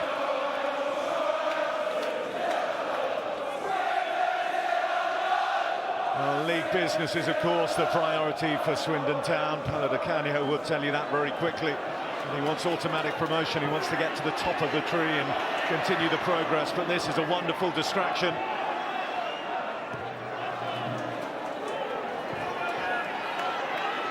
Just over a minute of added time to play, to negotiate for Swindon. And can Barnet pluck the rabbit from the hat? Ritchie still full of running.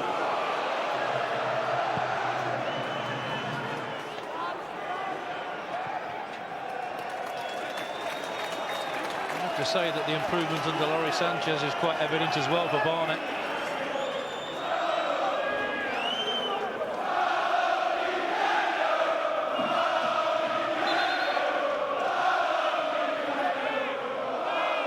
few weren't sure about Paolo Di Canio when they couldn't buy a win in the opening month of the season. Defeat after defeat came, but the turnaround has happened. All bought into his way of operating. Swindon on the up, climbing the table with a day out at Wembley, which will be confirmed by the referee momentarily.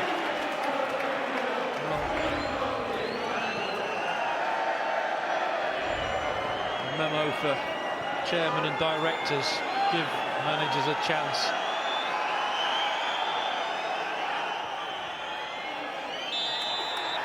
Well, he never got there as a player, but Paolo Di Canio has guided Swindon Town to Wembley as a manager. Fine margins on a freezing night, but the celebrations start in Wiltshire. The first half goal from Alan Connell was all it took. No way back for Barnet this time. The fans pouring onto the pitch to share in the players' celebration. And they've never been to a Johnston's Paint Trophy final. But on March the 25th, Paolo Di Canio will lead Swindon Town out at Wembley to take on Chesterfield.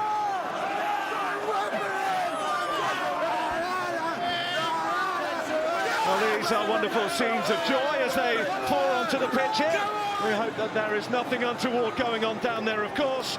But over the grand piece, although the margins were fine, and Barnet ended up with 10 men, you couldn't argue that Swindon deserved it, Gary. No, they certainly deserved it from the first whistle. They took the game to the opposition, as you expected them to do, with flair, invention, and pure hard work. And the fitness levels from this team are absolutely superb. But give Barnet credit, they stuck with them. Yes, they were outpassed and didn't have as much possession, but they hung in there. Didn't have many clear-cut chances. But overall, they had the better players, the quality players. Swindon on the night, and deservedly go through. Well, Swindon, a town famed for its roundabouts. Well, they now have a straight path to Wembley Stadium for the final of the Johnston's Paint Trophy.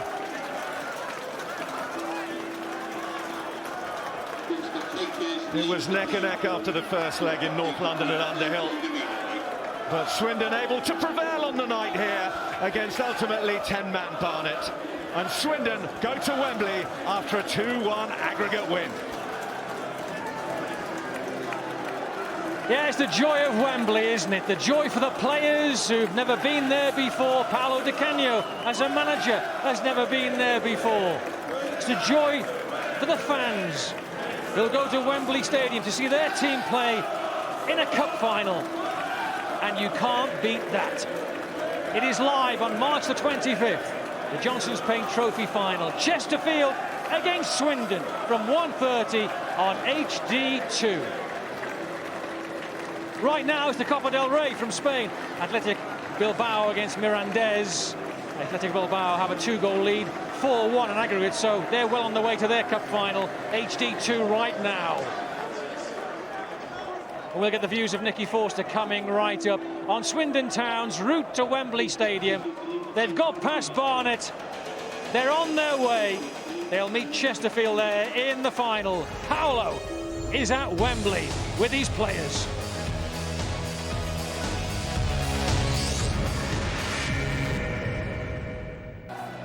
One goal was enough to take Swindon to Wembley in the Johnston's Paint Trophy final. Paolo Di Canio will be there.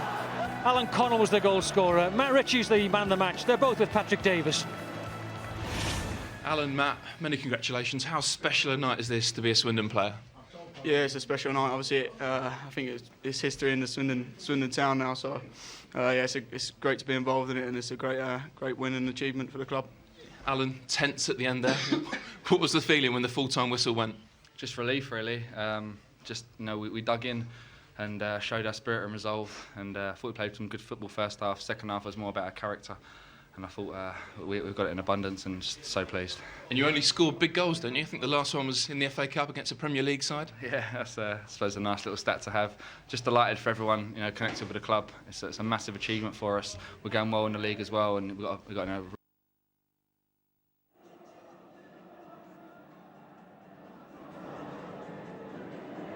Matt Ritchie, man, the match you've picked him, Nicky. Why did you pick him?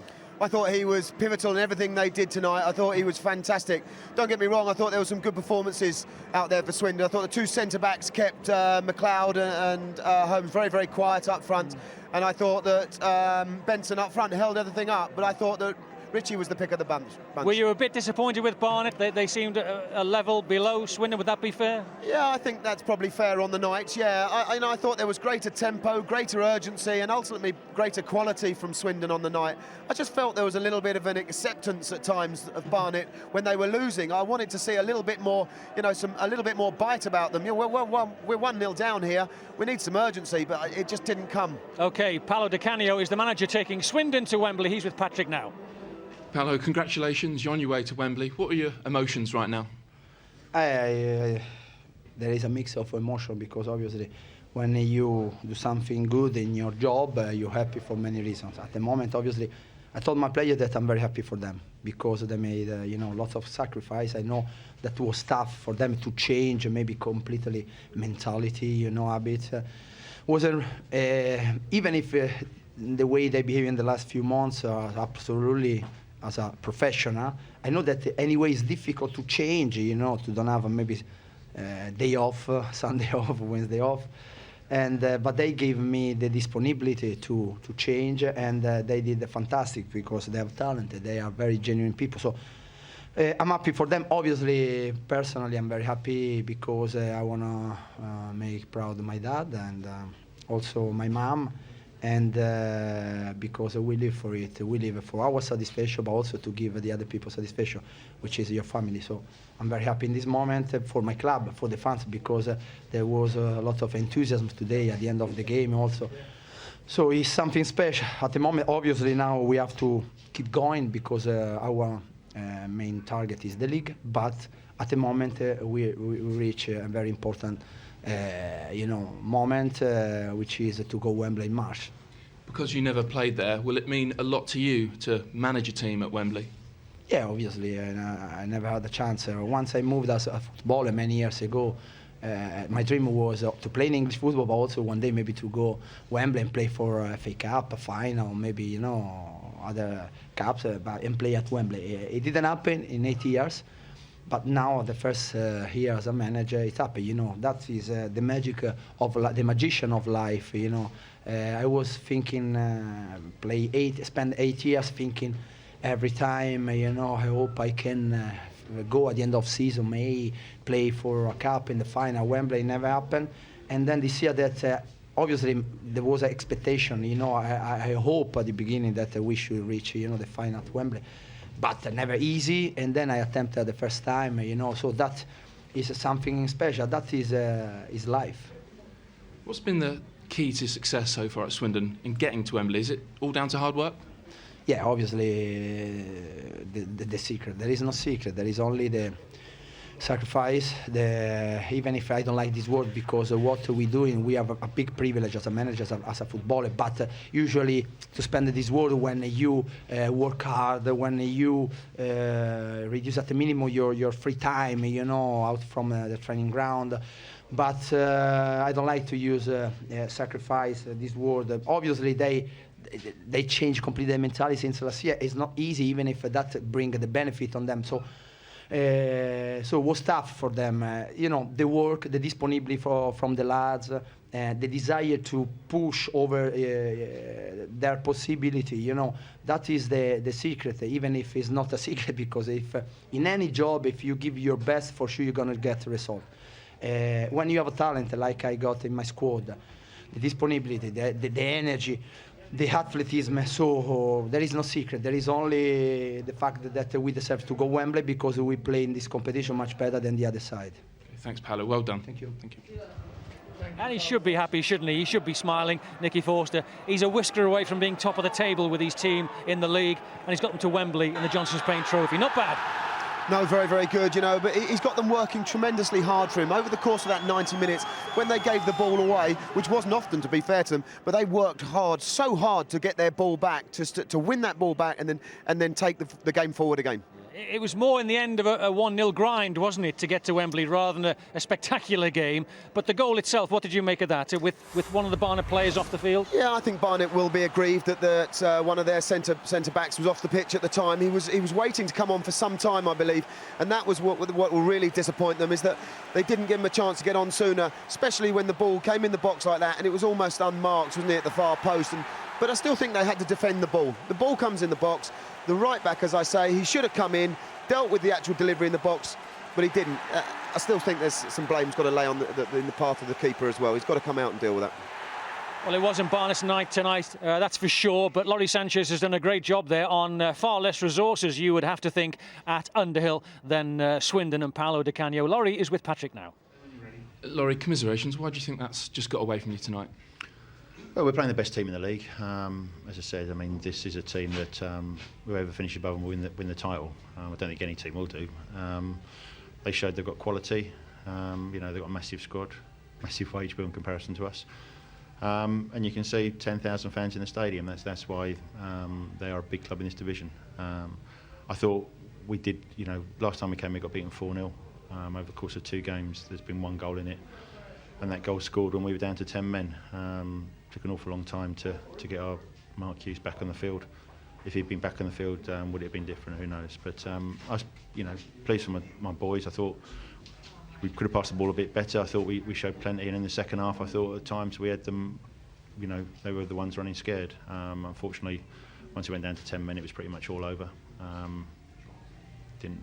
mean, it was a knee. I mean, if that's a sending off, then Suarez's kick in the stomach last night on Parker's a sending off. Some referees would have just given a booking for a clumsy challenge, but the referee decided he was going to get sent off. And you know, then after we were really fighting a battle. But you know, got to give credit to my boys. I mean, we are what we are in the table, but last time as we came here, we were annihilated. 4-0 was we lucky to get away with 4-0. So we've come a long way in the last 3 months, and I was saying to him in there, you know, we're not going to get to Wembley in this tournament, but we hopefully will go on a hell of a run from now on to the end of the season that might get us somewhere near when the players are around. Thanks for your time, Laurie. Thank you. Yeah, back to the league for Laurie, and he's doing a good job there at the moment, and saving Barnet from the conference is a fantastic job because last year they were so close to it. But the sending off, what did you make of that? Any case? Yeah, I can see what he's saying, you know, in light of the Suarez incident last night. But he's come in and his knees high. And he's caught the lad, and there's no doubt about it. You know, challenges like that, I think he can't argue that was a red card. You know, although he isn't, in fairness to the player, he isn't looking at the player. He's looking at the ball. So he's